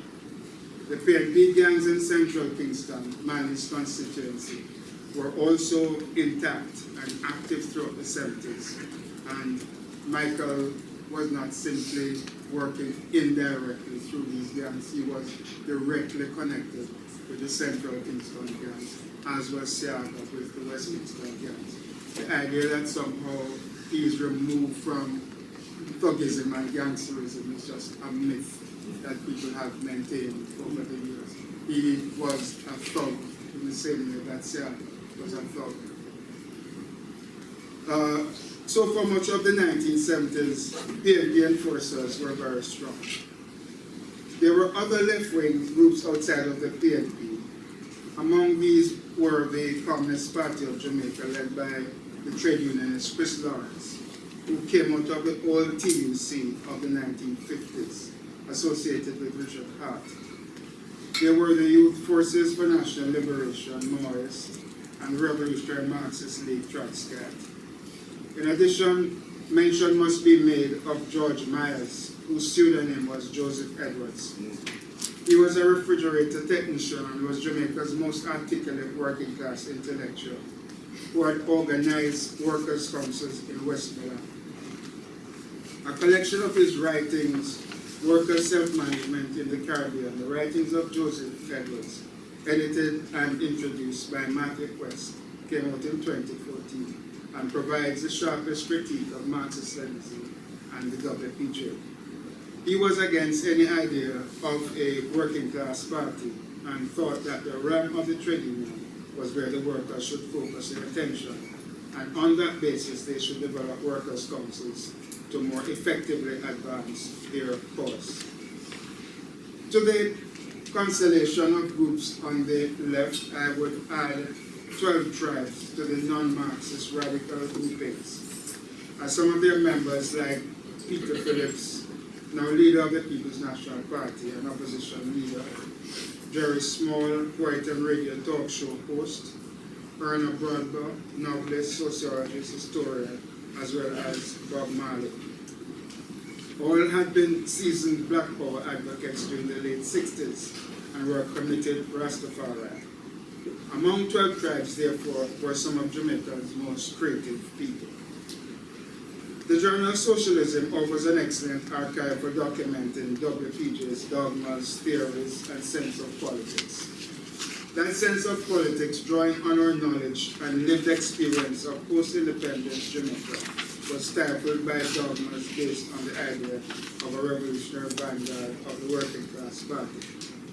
As the self-criticisms of the late 1980s confirmed, the WPJ underestimated the importance of national democratic forms of organization, of genuine debate around issues, and of building over the long haul a structure that was workable and sustainable in Jamaican circumstances. I'm not blaming all of this on Lenin at all, but the overreading of Lenin's writings and of the early 20th century Russian political scene and the attempts at adapting them to the Jamaican situation of the 1970s meant that we missed the mark frequently when assessing the local and international situation. There was a constant and persistent approach for the elements of a revolutionary situation in post-colonial Jamaica, and it never came to pass. The rest of this paper examines a few core themes in the theoretical magazine, Socialism, which was the organ of the Marxist-Leninist trend in the Jamaican left, organizing the Workers' Liberation League from 1974 to 1978, and the Workers' Party of Jamaica from 1977 till its end in the early 1980s. The Marxist-Leninist trend had evolved from the Aben newspaper of 1969 and the Aben group that lasted until about 1972. The Paul Bogle League and then the Socialism group was constituted with myself, Don Robotham, Derek Gordon, Trevor Monroe, and others. And we met in a study group to read and analyze sections of Marxist Capital and Lenin's political writings. The works of Marx and Lenin were available at 2 Wyman Street off East Queen Street in downtown Kingston, where there was a bookshop. Over the years, some of us ordered the collected works of Lenin, numbering over 40 volumes, as well as the collected works of Marx and Engels. Most Jamaican Marxists had a single volume of Lenin's and Marx's writings. This heightened interest in Marx and Lenin was in part a response to the easing of the ban on their writings, and young activists trying to find answers to Jamaica's and the Caribbean's post-independence woes. The bookshop also offered 19th and 20th century Russian authors in English translation. Among the authors were Tolstoy, Dostoevsky, Chekhov, Antonin, Alexander Herzen, Nikolai Gogol, Maxim Gorky, and a range of Soviet authors. The literary journal Soviet Literature was also available. There are a lot of similarities in the realism of Russian writers and Caribbean writers of the mid to late 20th century.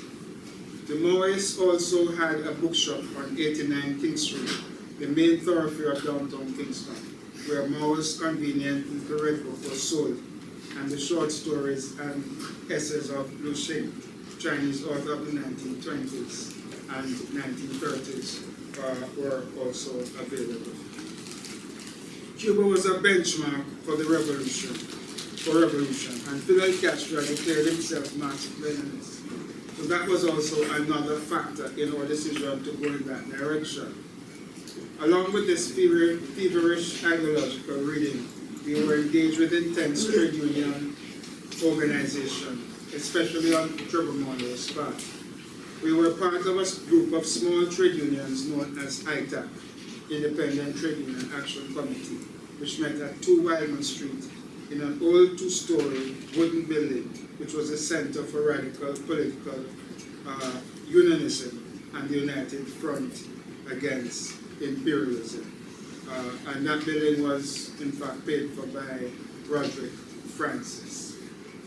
For much of the existence of this trend, I was editor of party publications, which included party newspapers, Struggle and Socialism. Both these organs carried a political line which was debated and developed by an executive group known as the Political Bureau.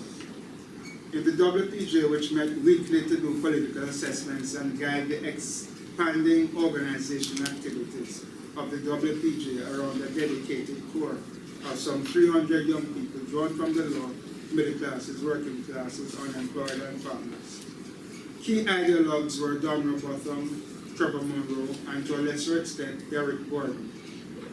The late Derek Gordon, in a discussion session towards the end of the 90s that I had with late Barry Shabans and Tony Harriott, suggested that it was his idea to form the Workers' Party of Jamaica. The late Derek Gordon was undoubtedly one of the bright sparks who, with his best friend Don Robotham, shaped the early WPJ. Derek was not good at political organization or mass work, but had a good mind, loved to think things through, tended to be cautious, and was probably the least dogmatic of the group. Discussions with him could sharpen your thinking on political issues. At the outset, Monroe was not the main ideological person in the WPJ, but his work in the union, his discipline and organizational skills, and his political ambition gave him the prominence in the group and eventually saw him consolidating control of ideological matters. Another grouping with overlapping key members from the political bureau notably ran the organizing bureau. The organizing bureau dealt with membership, allocation of party tasks, finances, and party security. These organizational activities covered all aspects of party development, trade union expansion, and the University and Allied Workers Union, work in urban and rural communities. The Committee of Women for Progress also, the organization of the party's doctors, lawyers, party members in the Teachers for Democratic, Jamaica Teachers Association, and later the National Union of Democratic Teachers, media, people in the media, students at UWI and other tertiary institutions who were organized in the Union of Democratic Students.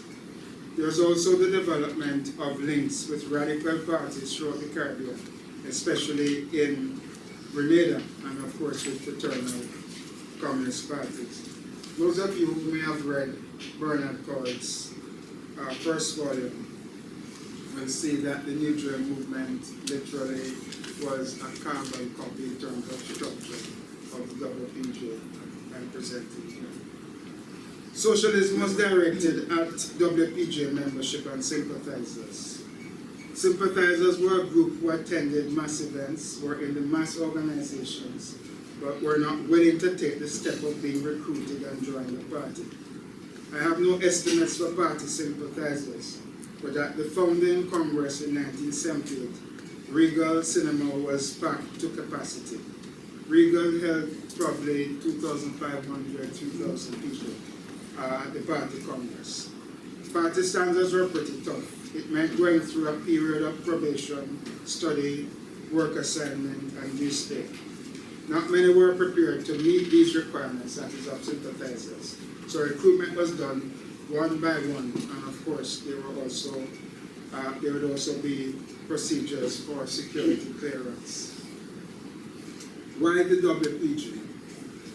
Many young middle-class progressives and Marxists were attracted by Michael Manley's accession to the leadership of the PNP in 1969. He campaigned in every parish, recruiting young people and putting them in positions in the party and eventually the state.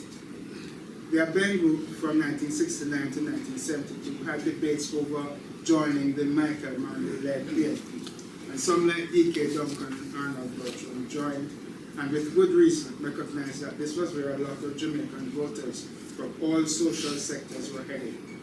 Others like Monroe and Robertson, who had strong PNP connections, felt that there was a need for an independent left-wing organization that would give critical support but would build a working class type organization. So there was no question of joining the PNP and risking expulsion when the power of the Americans, the Jamaican bourgeoisie, middle class representatives in the PNP rallied to force out communist antibodies from the body politic, as had been done in 1952 with the expulsion of the 4 H's. The years of Hugh Shearer's government from 1967 to 72 were difficult ones for critics of the government and left-wingers. Special Branch was very active on the University of the West Indies campus and kept a close eye on their Abeng group, raided for black nationalist and communist literature, especially from the Soviet Union and Cuba. But there was a fight back. The 1971-74 years were important for the growth of the University and Allied Workers Union, and it was making headway after defeating the Bustamante Union and the UWI campus. But it was in November 1974 that a violent confrontation took place when we tried to organize the dock workers. Trevor Monroe reported it in Socialism. Dozens of thugs armed with weapons from guns to knives and machetes, supported by truckloads of government crash program workers, attacked us at a moment when the police had strategically abandoned Newport West. Trevor was chopped in the head and slashed all over his back and had to run and hide. I was chopped in my head, used my shirt to staunch the bleeding, and ran to Marcus Garvey Drive where I hopped on a bus and got to Kingston Public Hospital for treatment. At the time, the view was that the attack had been led by the late Hopton Cave, PNP supporter, Hopton Cave of the Trade Union Congress.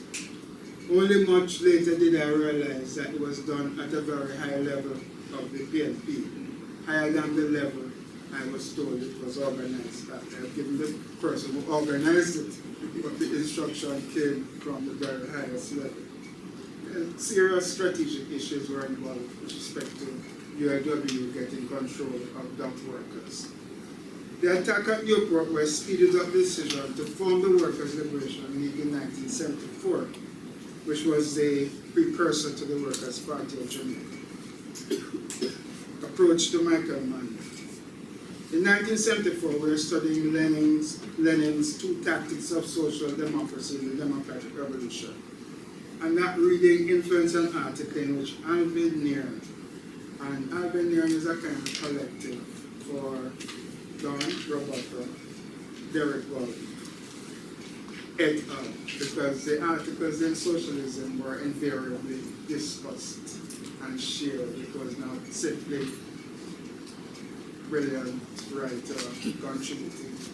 So it was discussed. So when most of the critical articles came, you could say they were collective views at the point, but they were led off by, I think, Don as the principal ideologue of the period. And it gave a sharp refute to Michael Manley's book, The Politics of Change, and his ideas about social change. Nairn, the collective author, wrote, and I quote from this: "Our struggle and those of other peoples who have struggled to throw off imperialism and the forces of the past show us that there are two lines, two paths of development possible in the national liberation. On the one hand, there is the path of the revolutionary working class, the peasantry and urban poor, to a thorough and complete revolutionary consummation of the national struggle. On this path, all the vestiges of slavery, racial oppression, national oppression, all the enemies of the people are ruthlessly destroyed. On the other hand, there is the path of the local bourgeois, whose interests require the rapid development of local capitalism without arousing the working class, without improving their condition, and without strengthening them politically. On this path, the struggle for complete liberty is directed from revolution to reform. It's taken out of the hands of the masses and put in the hands of the capitalists and their bureaucrats. Capitalist development takes place on the basis of the old relations of racial and national oppression, and via a compromise, a deal, a partnership between the local capitalists and the imperialists," end quote. A sharp line was drawn politically between us and the PNP as part of the ideological preparation for the building of a party of the working class. Michael Manley is seen as a political representative of the bourgeoisie. The critic flays Manley on the racial question. In Jamaica, Mr. Manley, I quote again, Mr. Manley informs his readers the so-called middle class represents a highly entrenched enclave of privilege, and the urban masses are substantially disadvantaged and do not feel that they are individually or collectively of equal weight in society. To this must be added the further complication of race. While superficially accepting the notion of a multiracial society, the truth is that Jamaica is not yet at peace with blackness. Quote, in parentheses, what a gem of bourgeois hypocrisy. This is definitely done.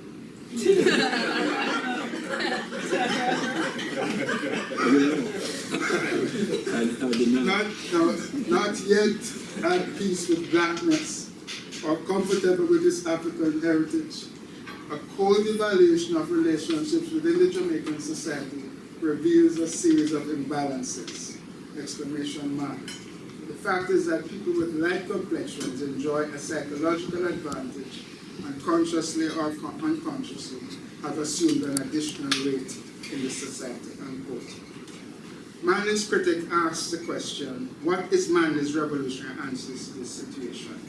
He quotes Manley as saying, All this demands a consideration of strategies which may quietly dismantle the apparatus of privilege and displace it with a dynamic social organization designed to provide the channels of opportunity regardless of origin and a sense of ease and with pride in all the streams of our ethnic origin. Unquote of Mandels. Jamaica's class and racial structure could not be changed by quiet dismantling. It is fair to say that this critique of Manley in the politics of change was held by many in the PNP. The article goes on to critique Manley's economic policy and his approach to foreign capital.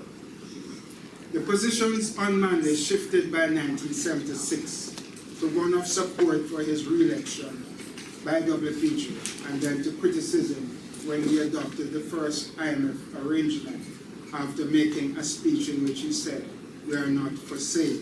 The IMF alternative proposal saw a conflict between the Workers' Party of Jamaica leadership and the proposals by George Beckford, Norman Gergel, and Michael Witter, which focused on agrarian reform, but did not plan to ensure foreign exchange for imports that were essential for food, petrol, and other supplies essential for the manufacturing sector. At the time, Jamaica was strapped for foreign exchange. The economics of democratic socialism would require a separate paper. Articles by Don Robotham, who chaired the party's economic commission, Mark Figueroa, and others in socialism, give an idea of where WPG stood. The world in the 1970s. In the sphere of international relations, the main thing about the 70s was that Jamaica started to explore relations with the rest of the world outside of the customary Anglo-American orbit. The background to this was that after the Second World War, the division of the world into a socialist bloc of nations led by the Soviet Union and capitalist nations with the United States as the most powerful in economic, military, and cultural terms seemed permanent. The Bandung movement of the 1950s and the non-aligned movement of the 1970s gave voice to emergent nations, most of which were capitalists. China under Mao was determined to assert its own great nation status, and after Mao, under the leadership of Deng Xiaoping, China pursued capitalist development, which was bearing fruit in the rest of Asia. Deng therefore abandoned Mao's impoverishing economic policies for state-managed capitalist development. At the same time, WPJ went into the Soviet orbit deliberately. The trade-off in this relationship was that we towed the Soviet line on international affairs, so that while we could see the crisis of capitalism in the 1970s, we could not analyze the far deeper crisis in Soviet-style communism. Our capacity for independent analysis was also compromised by the concept of quote socialist orientation, which was being developed for developing countries in the late 1970s by the Russian theoreticians Karen Rutens and Rostislav Yulianovsky. They were really concerned with liberation movements in Southern Africa, Afghanistan, and other areas of the world where billions of Russian rubles were being spent. At the same time that socialist orientation was being pushed by Russian economists had considerable interest in capitalist modernization that was taking place in Asia and Latin America. There was one such symposium at World Marxist Review in Prague in the early 1980s on capitalist modernization, which was a focus on Brazil. While I wrote home about these developments from Prague, the full import of these developments and the rise of global neoliberalism escaped me. Marxist-Leninist parties in small Caribbean states were not of serious concern in Moscow, but they were duly welcomed into the fold. Cuba was of major concern to Moscow, but in Latin America it was the communist parties in Brazil, Argentina, and other larger countries which attracted much attention. Prior to and even after the WPJ Congress in 1970, the Cubans would have provided briefings to the Russians on the wider Caribbean, including the Anglophone Caribbean. And Bernard Cole has very interesting and revealing discussion of the Cuban relationship to the Grenada Revolution and the politics of that. After the founding Congress of the WPJ, party leaders were initiated into the process of visits to Moscow. We met with Boris Ponomarev, who was an alternate member of the Political Bureau and chief of the International Department of the Communist Party of the Soviet Union. This meant he was Moscow's authority on the international communist movement. On this delegation, there was Trevor Monroe, Derek Gordon, Don Robotham, and myself. A very hilarious meeting because we didn't quite understand the protocols. And Derek would talk and Don would talk, whereas the protocol was that the party leader was the person who would say anything and would consult with other people. But we really hadn't learned that protocol. Although in subsequent meetings, Trevor was in full control. But this one was a bit out of sync with protocol and could be attributed to a certain kind of youthfulness. This was a very new experience as we were being assessed politically. One of the spin-offs of this access was that Monroe was able to include in his discussions matters of interest to the Manley administration. The key issue for the Jamaican economy in the late 1970s was to secure investment in the bauxite industry, given the hostility of the Americans to the bauxite levy and to Michael Manley's relations with Fidel Castro. I think Derek Heaven, who was then ambassador to the Soviet Union for Jamaica, had limited access to the decision-making structures. And I remember him calling on Trevor to assist, and this being an item on the discussion at the Central Committee. The big economic issue overshadowing the 1970s was the quadrupling of the price of oil in late 1973. This is the background to the Manley government's bauxite levy of 1974. The journal Socialism had an article on the bauxite levy, but it attacked the levy as inadequate and saw it as part of the Manley-Matalan liberal linkage. The group around socialism completely failed to understand the impact of the oil price increases on social expenditure in education and health. Articles in socialism in the latter part of the 1970s, however, show a greater sense of political realism to the bauxite levy initiatives of the Manley government. The increase in oil prices contributed significantly to the deterioration of the fiscal situation, and by 1976, Mike Manley, who was then deploying his most radical rhetoric, was on the verge of starting Jamaica's 4-decade-long series of IMF agreements, which I'm afraid will run into half a century. From 1981 to 1984, and from 1982 to 1984, from 1981-84, I was representative of the Workers' Party of Jamaica and World Marxist Review, which gave me access to the editor of the WMR, who was a Central Committee member of the Communist Party of the Soviet Union. There were some 60-odd communist parties at World Marxist Review. World Marxist Review was not only a journal, but a sounding board and intelligence source for Moscow. We occupied a building that was next door to Czechoslovakia, a highly respected intelligence organization. An empty chair in the conference hall of WMR was reserved for the Chinese representative, who never showed up. And the representative of the Japanese Communist Party was present at meetings, but said nothing for the years I was there.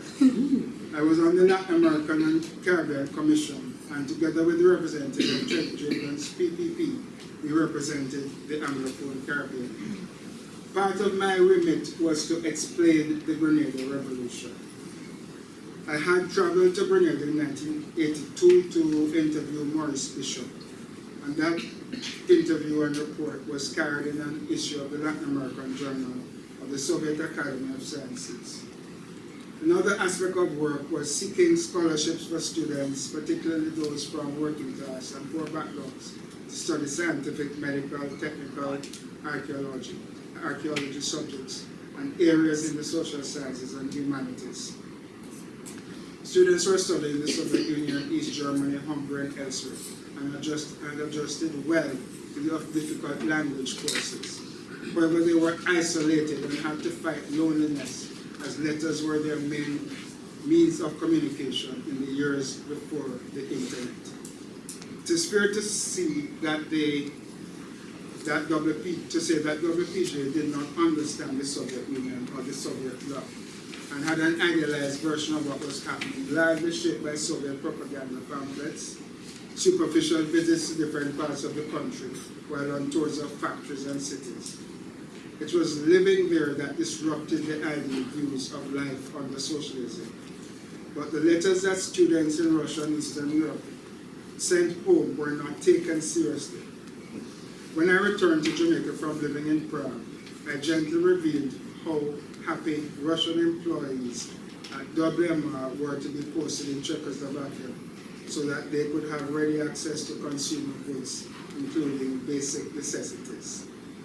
At 50 Lady Musgrave in Kingston, the location of the party headquarters in the mid-1980s, fist fights had to be broke up because of what returning students were saying about life under socialism. Those who had never traveled held firmly to the party line and were outraged by the slander of the ungrateful students. The 1970s, to conclude, cannot be defined without reference to the powerful social movements around Black Power that culminated with demonstrations in October 1978, which rattled the JLP administration of Khrushchev. This led in 1969 to the publication of the Overt newspaper and the organizational structure around it. Then there was the February 1970 revolution in Trinidad and Tobago, which nearly toppled the government of Eric Williams, especially when there was a mutiny in the army in April 1970. The emergence of a Marxist-Leninist left took place in the early 70s with movements in Grenada, St. Vincent and the Grenadines, Trinidad and Tobago, Barbados, St. Lucia, deciding to develop a vanguard formation based on Leninist ideas. Signs of this emergent trend were evident at a meeting of Caribbean leftists on Rat Island, St. Lucia in 1970. The assessment then was that the strategy and tactics of Black Power had been exhausted. Trinidad and Tobago had the most vibrant trade union movement. There was a United Labour Front in Trinidad and Tobago, which brought together the sugar workers and the oil field workers under the leadership of George Weeks in a historic alliance in the United Labour Front. Then there was the March 13th overthrow of Eric Gary. At the first Congress of the WPJ, the Caribbean parties present were New Jamaica, New Drill Movement represented by George Louison, Ulimo by Ralph Gonzalez, Manali from Barbados, Francis Bell, Workers' Revolutionary Movement, St. Lucia, Earl Bousquet, represented by Earl Bousquet, the Communist Party of Cuba, represented by Osvaldo Cardenas, and the People's Progressive Party of Guyana, represented by Janet Jagger. Especially invited was Walter Rodney, who, if I remember correctly, did not deliver a message, but who was given a standing ovation. WPJ's relationship was a WPP, not the Working People's Alliance, of which Walter Rodney was a leader. In the Anglophone Caribbean, the New Drill movement led by Morris Bishop and Bernard Ford had representation in Parliament. In the 1976 election, the People's Alliance of Bishop and Ford won 48.8% of the votes and secured 6 seats, and Gary's Grenada United Labour Party secured 51.8% of the vote and won 9 seats. 21,132 voters supported Eric Gary and 19,650 supported the People's Alliance. There is much rigging and violence during the elections. Socialism published an article in April 1977, which was contributed pseudonymously by Bernard Ford on the political situation in Grenada, but no name accompanied, of course, the article. The article concluded that on the basis of available evidence, quote, Gary was now given instructions to assassinate the NGM leadership and leading cadres at the earliest convenient opportunity. This article was discussed and analyzed in Grenada, and the implications of its conclusions led to a shift towards self-defense of leadership of the NGM and eventually the efforts to overthrow Gary in 1979.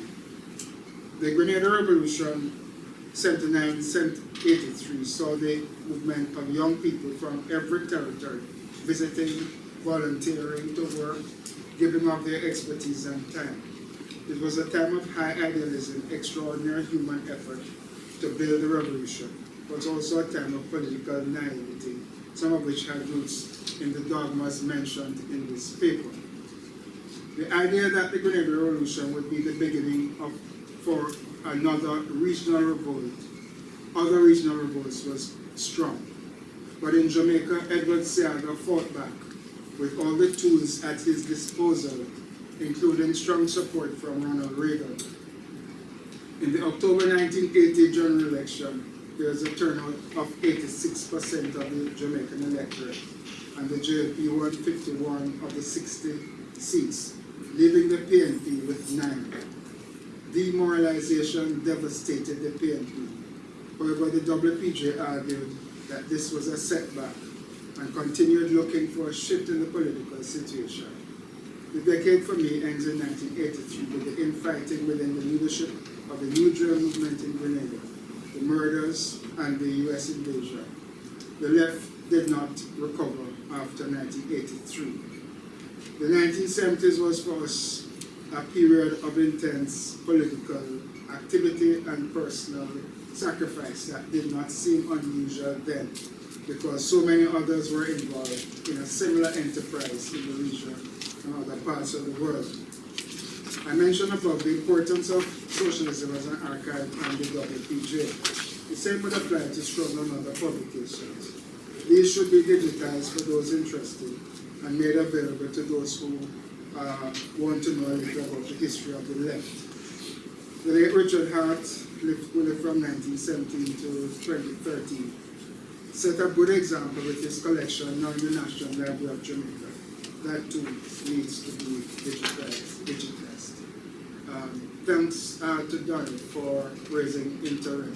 I'm very glad to hear Neverdoors' interim being discussed, because I think it frames my own conception too of the 1970s as an interim period.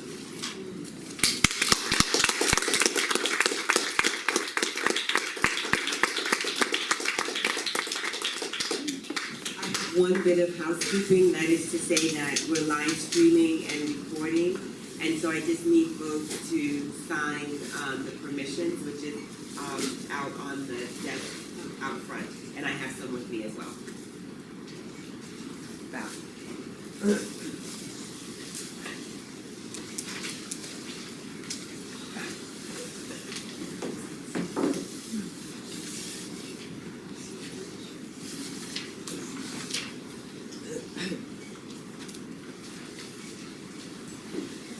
Yes, I'm sure you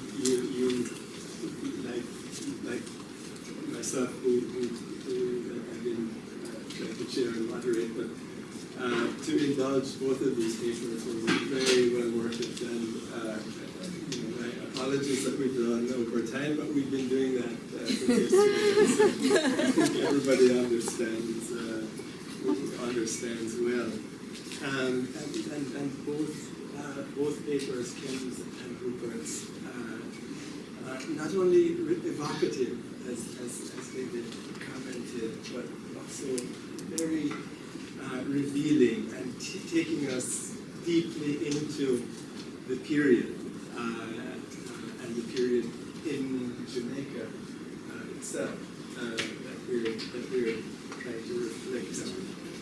So let me thank them both for these very stimulating presentations. Like Kim, I wasn't living in Jamaica during the 1970s.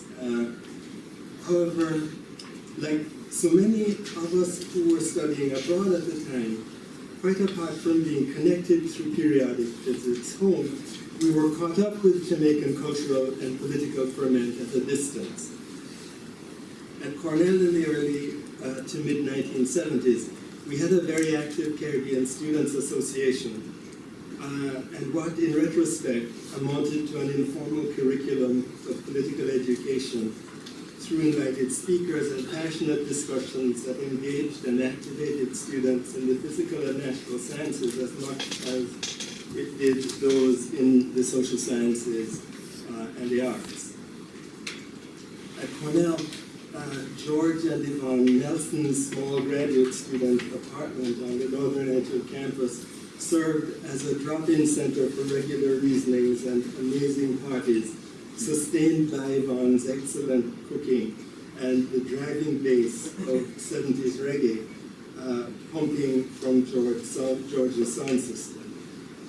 And George, also known as Ras Mackinnon, when he came back to Jamaica in the later 70s with a towering figure with dreadlocks and a regular contributor to talk radio and so on, and street demonstrations.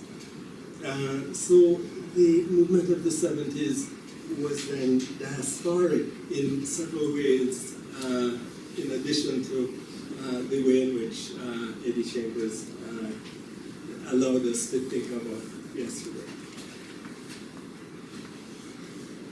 It is a keenly felt sense of incompleteness, of irresolution, I submit, that brings us together for this symposium and that motivates this generative series of small acts symposia.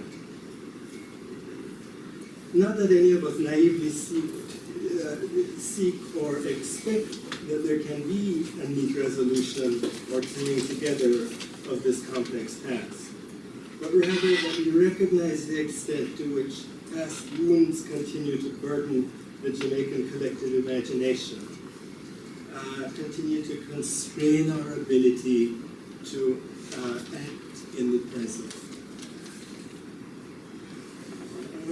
So what follows is just some brief thoughts that I jotted down after reading the papers, and that yesterday, as I'll talk about in a minute, that this question of our understanding of the middle class and so on came up so early in the discussions, because as I said, that was an issue that I was trying to focus on, that I was thinking about when I was reading Kim's and Rupert's paper the other day. I think we're looking back retrospectively, but we're also very much asking what is possible and what is needed now in the present.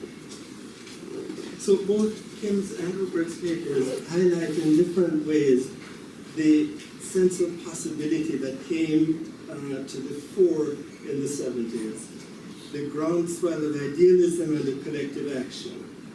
This was a moment when the entire society, it seems, propelled simultaneously by a variety of ideological and organizational forces, was fervently engaged in collective processes of self-analysis toward transformation.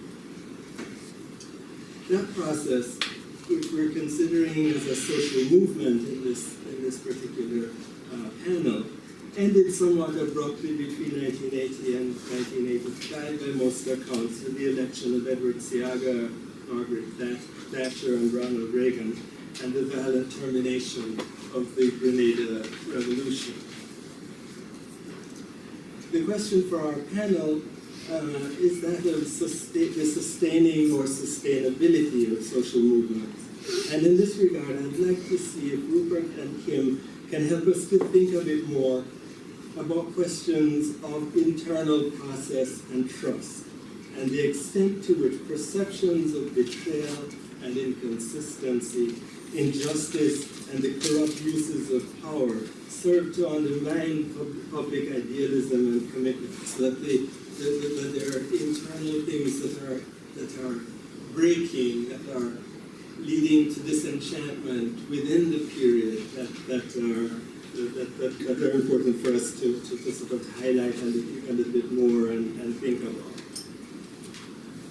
So Kim, for example, discusses this both in relationship to her father's bitterness at having to pull back from many areas of public service and to withdraw his support for the PNP.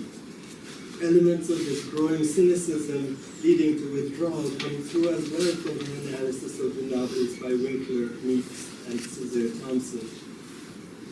In Rupert's mention of the public incredulity arising from Michael Manley's about face on the IMF, as well as the ideological narrowness and stifling dogmatic stance of the WPJ, we get a sense of this growing disenchantment. But I wonder if these questions having to do with process and the loss of trust might need to be considered more fully.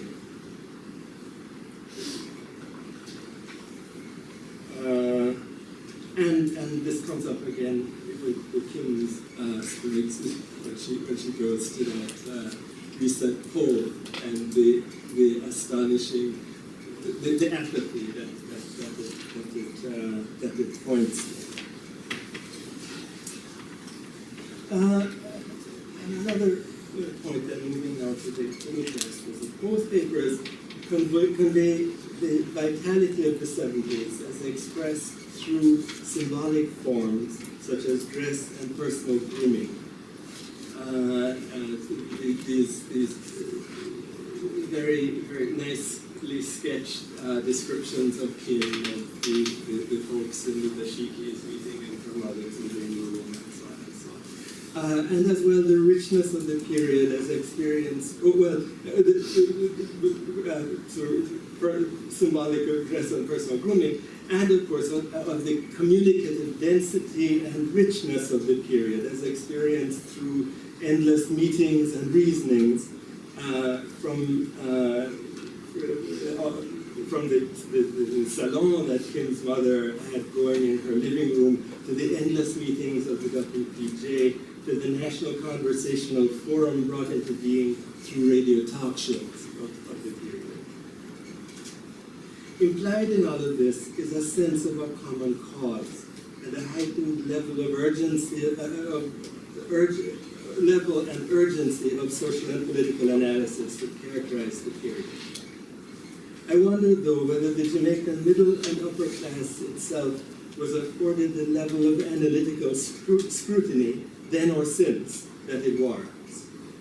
Were these elites too simply treated as scapegoats?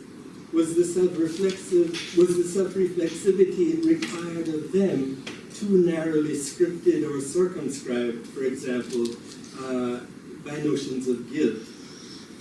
Tellingly, the central characters in the three novels Kim focuses on are all middle class.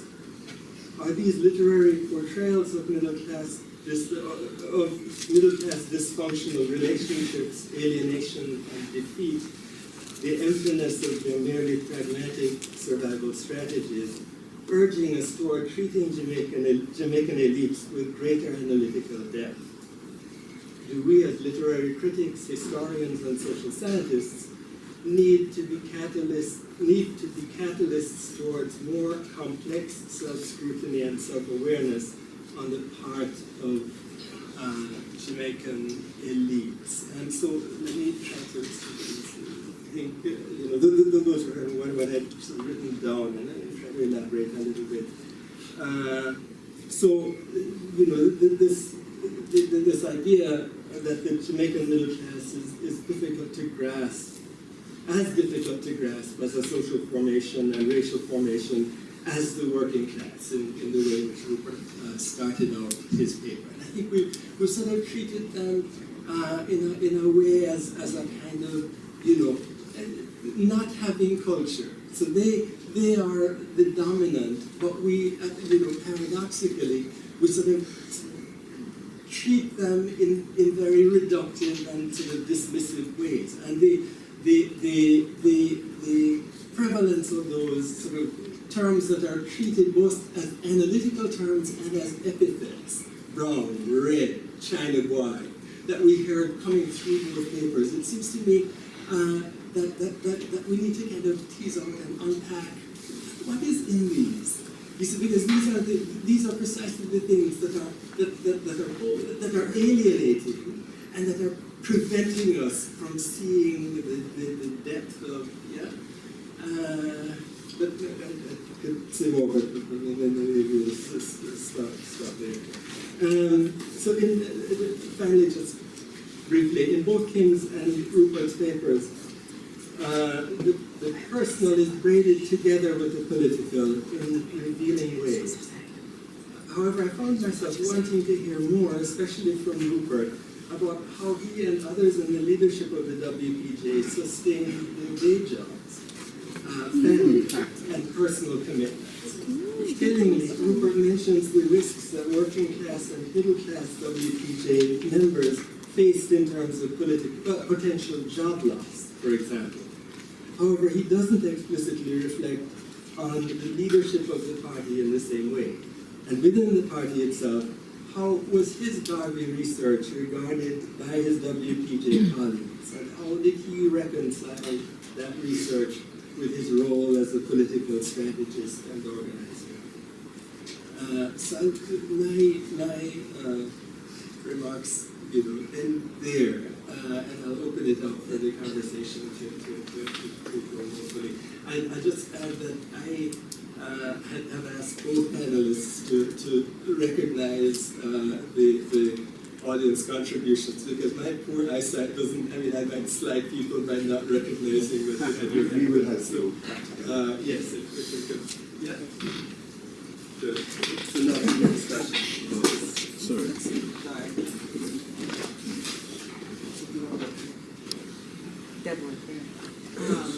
Thank you so much for both of the papers.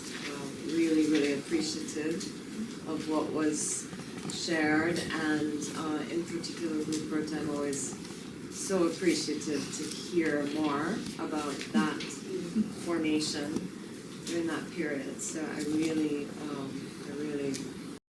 really glad.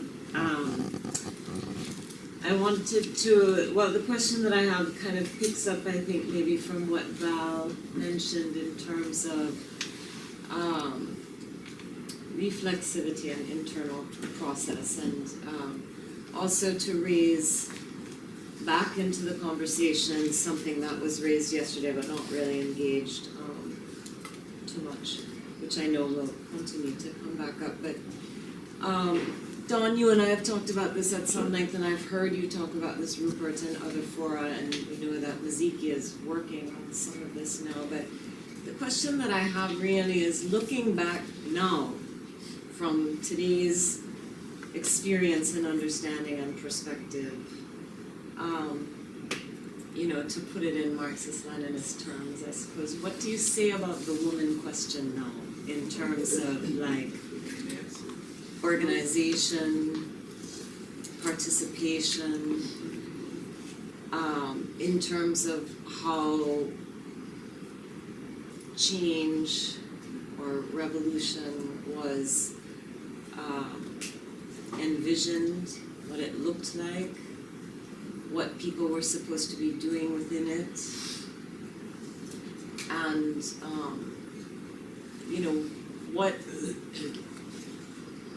what form of recognition of agenda analytic or imbalance may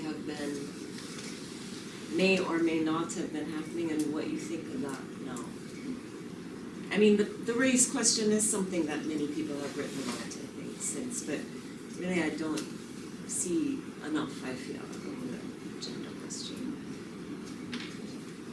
I was going to ask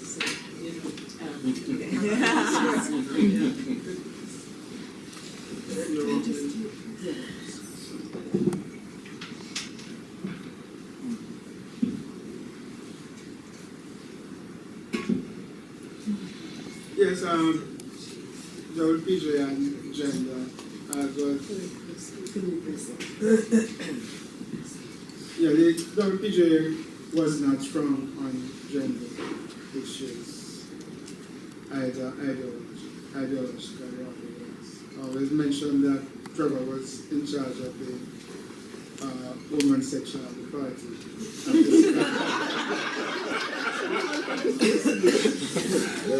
In terms of the political bureau responsibility. So, you know, I think the record does show that the left in the region at the time but didn't take a position on gender which recognized the agency of women. You'll also see this coming up in, again, Bernard's book and Phyllis's critique of the men in the leadership. So that was general throughout. You see that in Andaya's critique of Walter and leadership in Dr. Gill. So looking back at it now,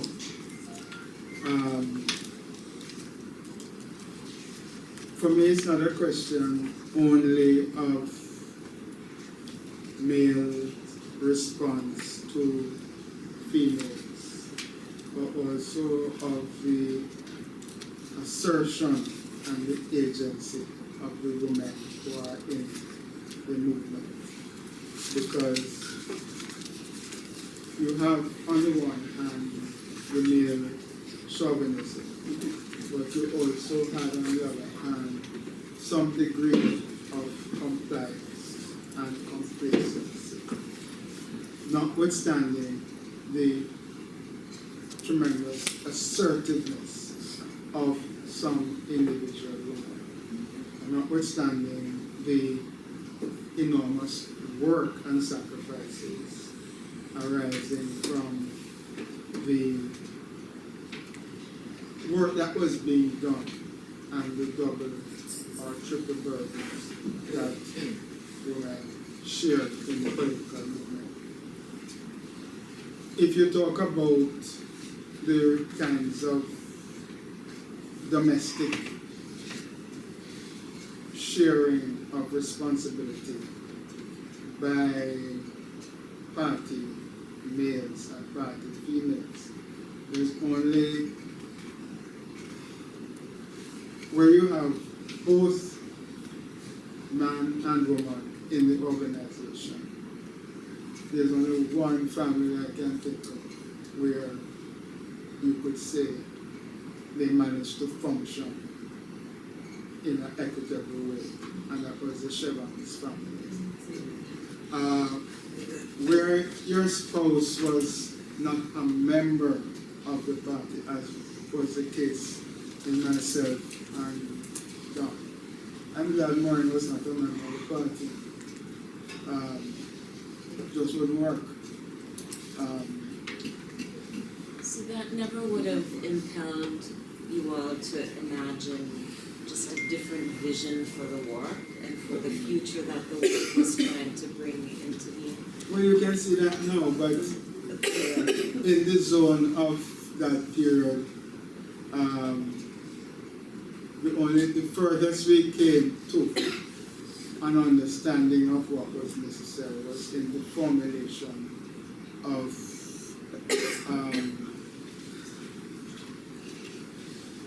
a mechanism for being sensitive to gender issues, and some kind of mechanism for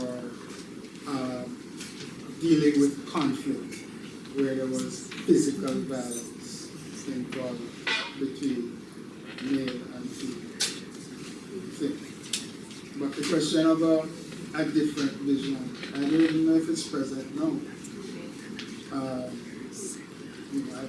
I'm not sure about that. I'm not sure that exists in terms of vision, but it exists in relation to where women are in Jamaica today. But I'm not sure whether in political organizations anything has changed.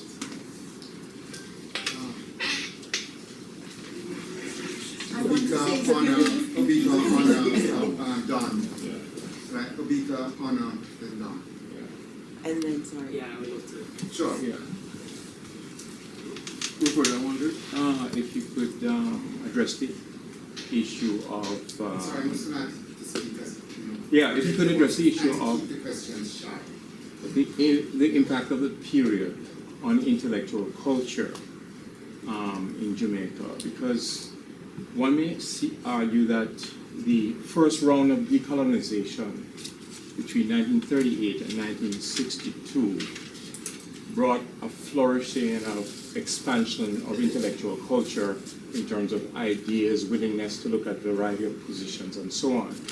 I wonder if the 70s did anything to damage and to arrest the flourishing of intellectual culture, and what impact politics, not just WPGA politics, but the politics of the period had on the arresting of intellectual culture. I'm thinking, especially in light of the cosmopolitan nature of the Jamaican middle class, whether on the right or on the left, and whether or not the period simply shut down debate because of the press of politics, and whether or not Lloyd Best was correct in his assessment of the destructive impact of politics on intellectual culture of a certain, politics of a certain kind on intellectual culture in Jamaica. So can you get all of them? Well, mine was a comment rather than a question, so to make the comment. Yes. So I just wanted to say that Can you project? as an organization that formed in the 70s, that was a small organization that was dealing explicitly with women, there was a constant battle among women around the question of the WPG and the question, and one of the main areas of fighting was around the question of domestic labor.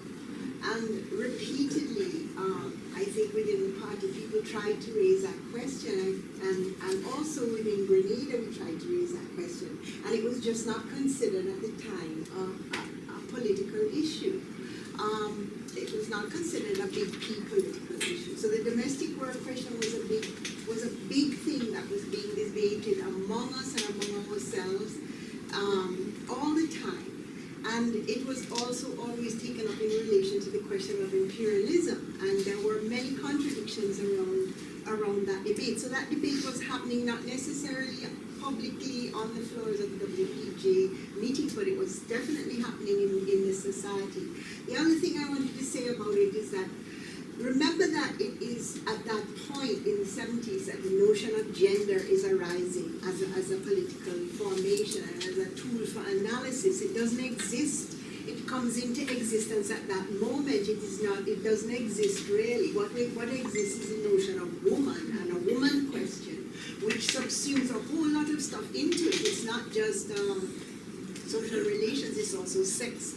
It's also a lot of different things. So some of the issue had to do with the way that, the historical way in which analytical categories allowed for conversation at the time and shut down conversations at other times. And so somebody like Selma James, who was sort of connected to the Caribbean through CLR and who had been active in Trinidad previously and so on, wasn't really, was also very influential in the region in terms of raising questions around domestic labor, but also was not really considered to be politically very correct in terms of, the kinds of ways that she approached them. So that's one thing. The other thing I want to say has to do with the question of the kind of development model and the whole modernist development model. And I thought that what Rupert had to say about the industrial trade union is very important, because I think that one of the issues there has to do with the focus on kind of industrial modernization as opposed to modernity. And a big issue there is food. And I think that food was a critical issue in the 70s. and an issue that we still haven't come to terms with. We still haven't discussed enough, and women were critical in that. And, I think a lot of why, the struggle that lost in the 70s had to do with food. And that had to do a lot with gender. And I want raise that for us to think about a little bit more, because it also connects to the question of global climate change. It also connects to what's going on now. It also connects to the re-emergence of struggles around those questions right now with what is going on in Puerto Rico, what is going on in Barbuda, and so on. So that's what I want to say. You just have the responses to these and I Okay. don't think so. The questions get lost. Yes, Obika. I'm still thinking about your question, but I'll give an anecdote. From the 60s, I had a very good relationship with Andrew Sawyer. We corresponded a lot, and he was a contributor to. He used to sell a bed in London in the 70s, and he would send me his poems. And the time we fell out was my review of Georgetown Journal. Because by the time Georgetown Journal came out, I was WPJ. I was pro-Chedi, and therefore, I really took a hard line against the politics of Georgetown Journal. And then that relationship kind of just fizzled. So that's just an anecdote with respect to intellectual inquiry and how that kind of intellectual inquiry can be shut down by too dogmatic a position, because I was very clear on many things.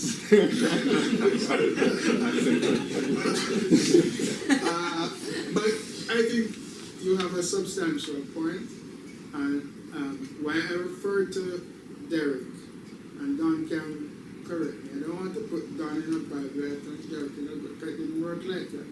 But Derek, for me, was the person who would raise the question. And my understanding of intellectual culture is that it is question raising about certain things. Sure, is it really so? Can we say? So it did do some damage in political and intellectual analysis. But at the same time, I would say that the horizons of thought and the discussion of transformation, even though it got bogged down in dogmatic positions, the horizons that we had were broader than your cosmopolitanism and the middle classes. Cosmopolitanism and middle classes for me was part of one's legacy. We had inherited that, but you couldn't limit yourself by that cosmopolitan thing. Maybe I don't understand what you mean by the cosmopolitan dimension. Right. What I mean is openness to the world, the openness of Jamaica to the world, and all the ideas flowing in from which we borrowed, and therefore you had a greater sense of a wider world than just the narrow. Yeah. Yeah. I think that was there. I don't think that you might say that certain things got shaded out, right? But I don't want to idealize this cosmopolitan thing. It has a content, a class content, and a social content, and a race content. It's not necessarily a good thing. So I don't want to get locked into cosmopolitanism or whatever.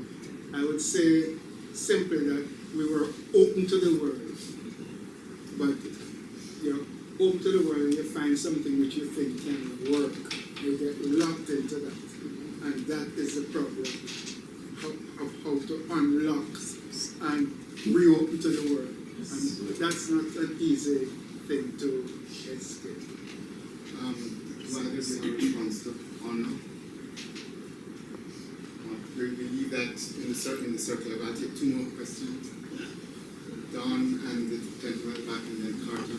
Don, I agree with some, but not all. Either Don, we need to hear you. Yeah, I said I agree with some, but not all. But I wanted to make one or two little points. One is,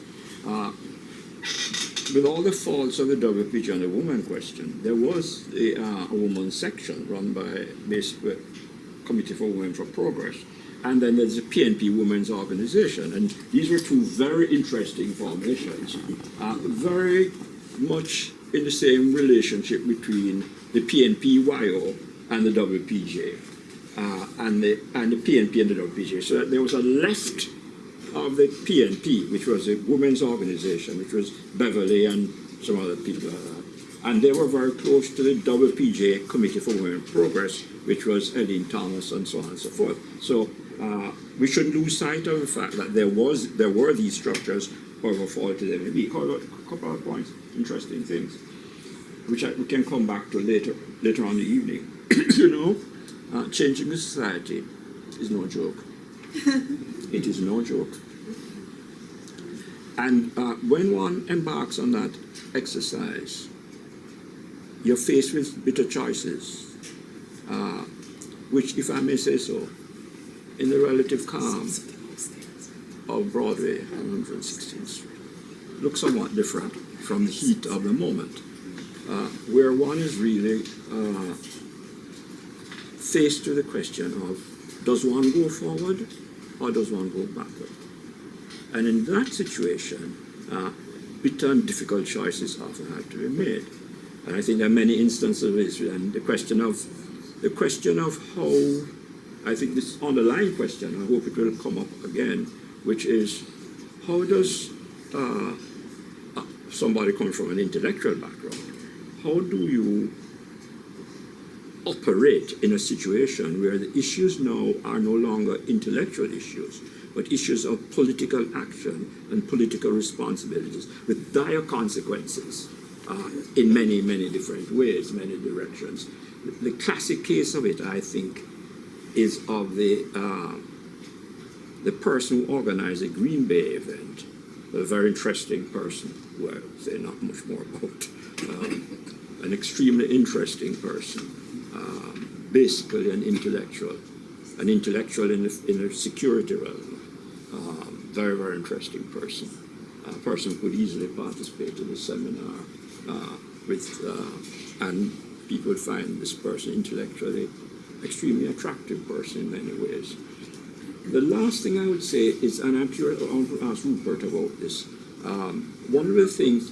Could you just explain? I didn't get it, like what about Green Bay? No, I'm saying that, to me, the Green Bay thing and captures the dilemma more than any other event of the intellectual person in politics, because one of the leading organizers of that, as I understand it, certainly was a person with unmistakably strong intellectual qualities, who went into intelligence and who felt would defend Green Bay to this very day. And this comes up again in the Tivoli thing in a way, that there are situations where one is faced with very, very difficult choices and which there's no easy way out. There's no simple way out of these situations.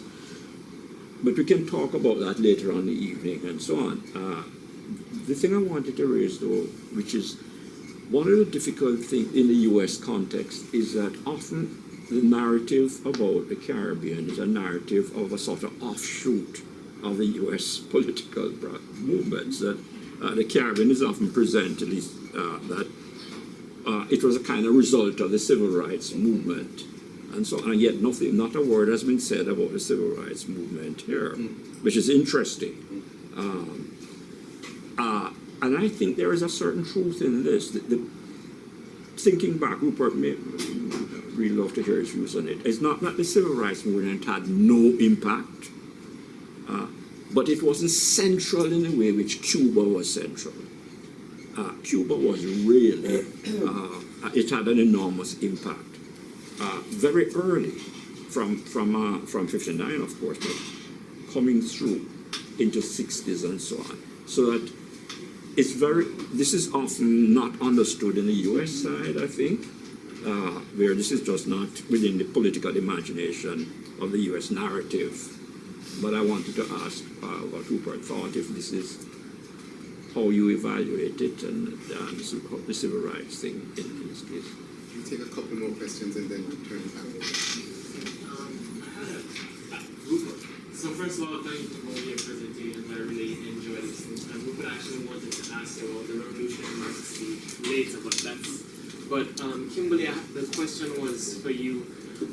So I love Truth's Your Paradise. I've read that book several times, and I'm wondering about, because I think in your talk you said at the end of the 70s, who are we left with? And in that book, Monica is the one. Monica Landing, light skin, daughters leaving, don't care. Monica's from Monica, have a gun, and all these things. But I'm wondering what you think about Paul, because so Paul is Jean's this frustrated love affair, and I think in the book he's called the son of Jamaica, and he's a farmer and lives on the land, and and I'm trying to when you're thinking about the book, you're saying, all right, so who are we left with at the end? And I'm thinking, well, there's Paul, and he's had both. I'm sure he had feelings for Jean, but then Lana there, so his potential person is gone. Lana has committed suicide. He's dealing with grief, and I'm wondering if I was wondering your thoughts about thinking about at the end of the 70s with Paul as opposed to Monica. So that's one other questions, but I would love to hear your thoughts about that. And then one more question. Yes, thank you all so much. And just real quick, Don, I would just say Cuba actually informed the U.S. in a sense. I mean, if we read like Home from Baraka and such, I mean, that's an interesting take on that question. But my question for you, Rupert, and maybe it's following up on Obika's, I put it just a different way, which is, we mentioned Joseph Edwards and the kind of writings about self-management of the workers. And I was just wondering if you would say that the Sylvia influence was so heavy, or how heavy was it to the extent of maybe foreclosing ideas of different kind of a black radical tradition within the movement? So I'm thinking about Cabral, Fanon, like late Malcolm X, like from '64, and how much was that percolating within the movement, maybe parallel to a sort of like Leninist strategy for actual on the ground activity? But just what was that relationship like? And then very quickly, Kimberly, just to follow up on that question, the endings and the idea of survivors. I was just going to throw one other text into the mix, Telephone to Heaven, and that ending, which formally is so very different. It's, so self-consciously postmodern, but I'm wondering if you would speculate at all about that ending in relationship to the other endings and that kind of vision of a utopian revolution. Okay. Time is of the essence.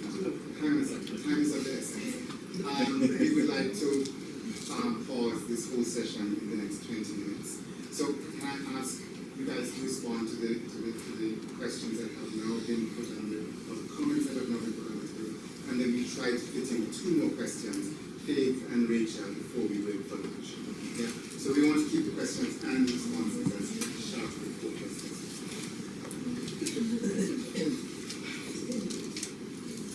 Yes, well, Don, that's a question that I constantly reflect on, particularly for something I'm writing about Black Power in the Caribbean for an American text. And the editor insists on the importance of the civil rights movement for the Caribbean. The civil rights movement was there, it existed, but it wasn't in the consciousness of political activists in that kind of a way. It's more the Black Power dimension that would have been there. But even then, the islands, as Don called them, North America himself, the islands have their own kind of organic traditions which they call upon in the movements that arise from time to time. So I see more parallel development rather than major influence. The Black radical tradition and the Caribbean in the time of pro-Soviet thing, there's always a tension between the Soviet ideological influence and the Black radical tradition. And certainly struggle as Jamaican people or the things that were written by Don in the main and treble show an effort to understand and try to come to terms with Jamaican history, albeit from class points of view that were not adequate conceptually to deal with the complex social and racial formations. So the Soviet thing was very much there. But in the literary thing which I was interested in, these 19th century Russian writers, you could see all of the mid-20th century Caribbean writers. I didn't see much difference between what Chekhov was writing and what Sam Selborn was writing. So the Russian thing became a source, but it did not, in my view, overpower the debate, except in the area of strategic and tactical questions. I think Cuba underwent a similar kind of situation. Their position, of course, is magnified because ours was a small, minuscule, few years of experience. But the thing between the nationalism of Cuba, I begin to appreciate it much more. And quite surprising to me, the nationalism of the Grenadians and Bernard is very interesting. I didn't know it was so deep and strong. I did not know that at all. I thought he was an internationalist. I'm not saying he's not an internationalist, but all I'm saying is that don't underestimate people's nationalism. It's more deep-rooted than you think. You think it was Peter in the Jamaican instance in the second? Can we hang on a second? Sorry. Disciplinary here, but we have questions. I didn't quite, give me your question.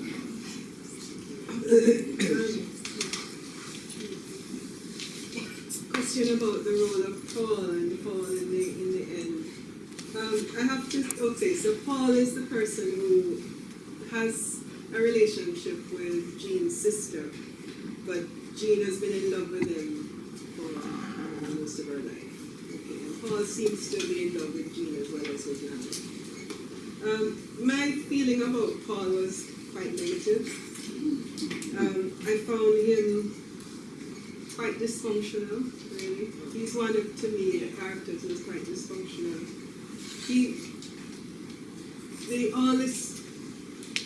We guess at all this teeming emotion that he's got buried, but he's never stating it. He's driving Jean all the way across the island.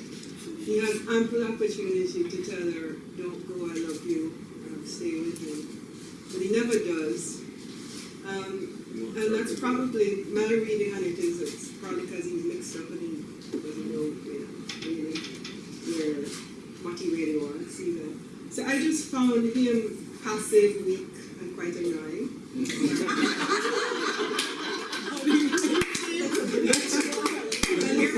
you would have had Paul to the mix of survivors, that makes it even more bleak. I wish I could give you a considered response about No Telephone, but I read that book 20 years ago. I don't remember what happens, so you have to tell me before I can answer you. Remind me what happens at the end of that book. It's ambiguous. That's overlooked. Okay. I have two more questions, Faith and Rachel. Thanks. Just to echo the honors reference to food and food shortage as a feeling of the 1970s, a kind of daily anxiety about food and how this is linked to the question of household division of labor, who is going to stand at the door of the supermarket to get the 2 items available, you know, who's going to stand up for an hour and get this before rushing to the next supermarket to get that, and so on. Which items married to which items this week. A discussion in our household about just ideologically, is it right to get Kellogg's cornflakes because we imported it? So like the family discussions at that level and so on. So I would put food shortage right up there with violence in terms of a way of kind of thinking through the experience of the 70s. And then just to say that the 2004 novel Buxton Spice, which is on the Guyanese situation, Kempedu's novel, I think really captures food shortage as important, where the anti-imperialist kind of Burnham type leader just doesn't get it, and so his putting him in a scene with women lining up for food really kind of captures that. So I think that's really important. This is a question for Kim, and it comes, and it may or may not have an answer that you want to give in this moment, but I want to introduce a name that you actually introduced, but tie it into threads that are coming from yesterday and from today, right? So the thread, it's where you talk about the piece that you published that I haven't read, so I have to find it, where you compare Paint the Town Red with Voices Under the Window, right? And I'm inviting you to maybe say a little bit more about John Hearn, right? Because I was struck by your account of your father's movement from support to disillusionment in relationship to marriage, right? And I was thinking also about the couple of conversations or mentions that we've had of what access we have and what adequate or inadequate reflection we have done on the Jamaican middle class, right? And then beginning also with Tony Winkler and that particular kind of racial positioning within Jamaica. Thinking about her as someone who came back to Jamaica, was invited also into the Manly fold, and then, you know, has this very violent and difficult rupture with Manly that has all kinds of implications for Hearn's literary productivity in the period that we are talking about. And so I'm just thinking about kind of what fell out, what John Hearn might have given us if that trajectory in the 70s had been different. And just to add to that, so then I find it curious that what Hearn is writing in the 70s is that the suspense novels that he's writing with. Yes. So, like, what's that? Like, how is he able to do that, but not his other writing?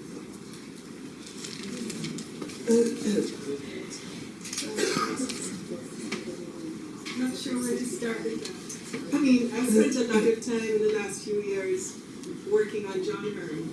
I'm fascinated by Hearn. I'm particularly fascinated by that rupture that you talk about. It certainly had tremendous impact. Well, first, the whole politics had a tremendous impact on his creativity. Okay, so the John Morris novels, weren't they? I thought they were like late 60s. Were they mid-70s? They were published 71, 73, 75. Okay, all right. So the first one was 71? Or yeah. Okay. 73. All right. So the first couple, I think, were written before he really got into the heavy support of the PNP. You know, he was a staunch Norman Manley supporter, and then he became a staunch Michael. He adored Michael. I think he probably had a sort of crush, not in a sexual way, on Michael. And therefore, when he felt betrayed, in his view, he was betrayed by Michael, it nearly killed him. It devastated him. And looking, I've had an interesting perspective on Michael from other sources now. Looking at, for example, the biography by Godfrey Smith, thank you. Even Beverly Manley's memoirs. We're looking at Mike, and also what Rupert just said, which I have to use, I'm going to have to quote Rupert. That Michael, in fact, although he the bus stop with John was because John dared to write about the Orange Street fire and to blame the PNP at the highest levels for it. And Michael, protested his innocence and took to the streets, big demonstration to get Hearn out to penalize and whatnot. So Hearn was disillusioned by the fact that that his sources told him Michael had actually done this, because Michael had always held himself apart from that level, from that element. And I've gone blank. And so Hearn was just very disillusioned about that, but then also more disillusioned about the fact that Michael was denying it, although all the evidence showed otherwise. And that certainly, that big rupture, certainly in my view, really nearly totally killed his creativity. Most of the writing that Hearn did in the 70s was his newspaper columns, with the exception of, I think, the third and the weakest of those John Morris novels would have come out would have been written in the early 70s. I think the Sure Salvation, which came out I think in 1981, was a work that he struggled with for the entire decade, and that is a work of incredible disillusionment. So I went off on various tracks. No, thank you. I think it was coming from left field anyway. Thank you very much, Kim. I think on that note, we should have lunch. And so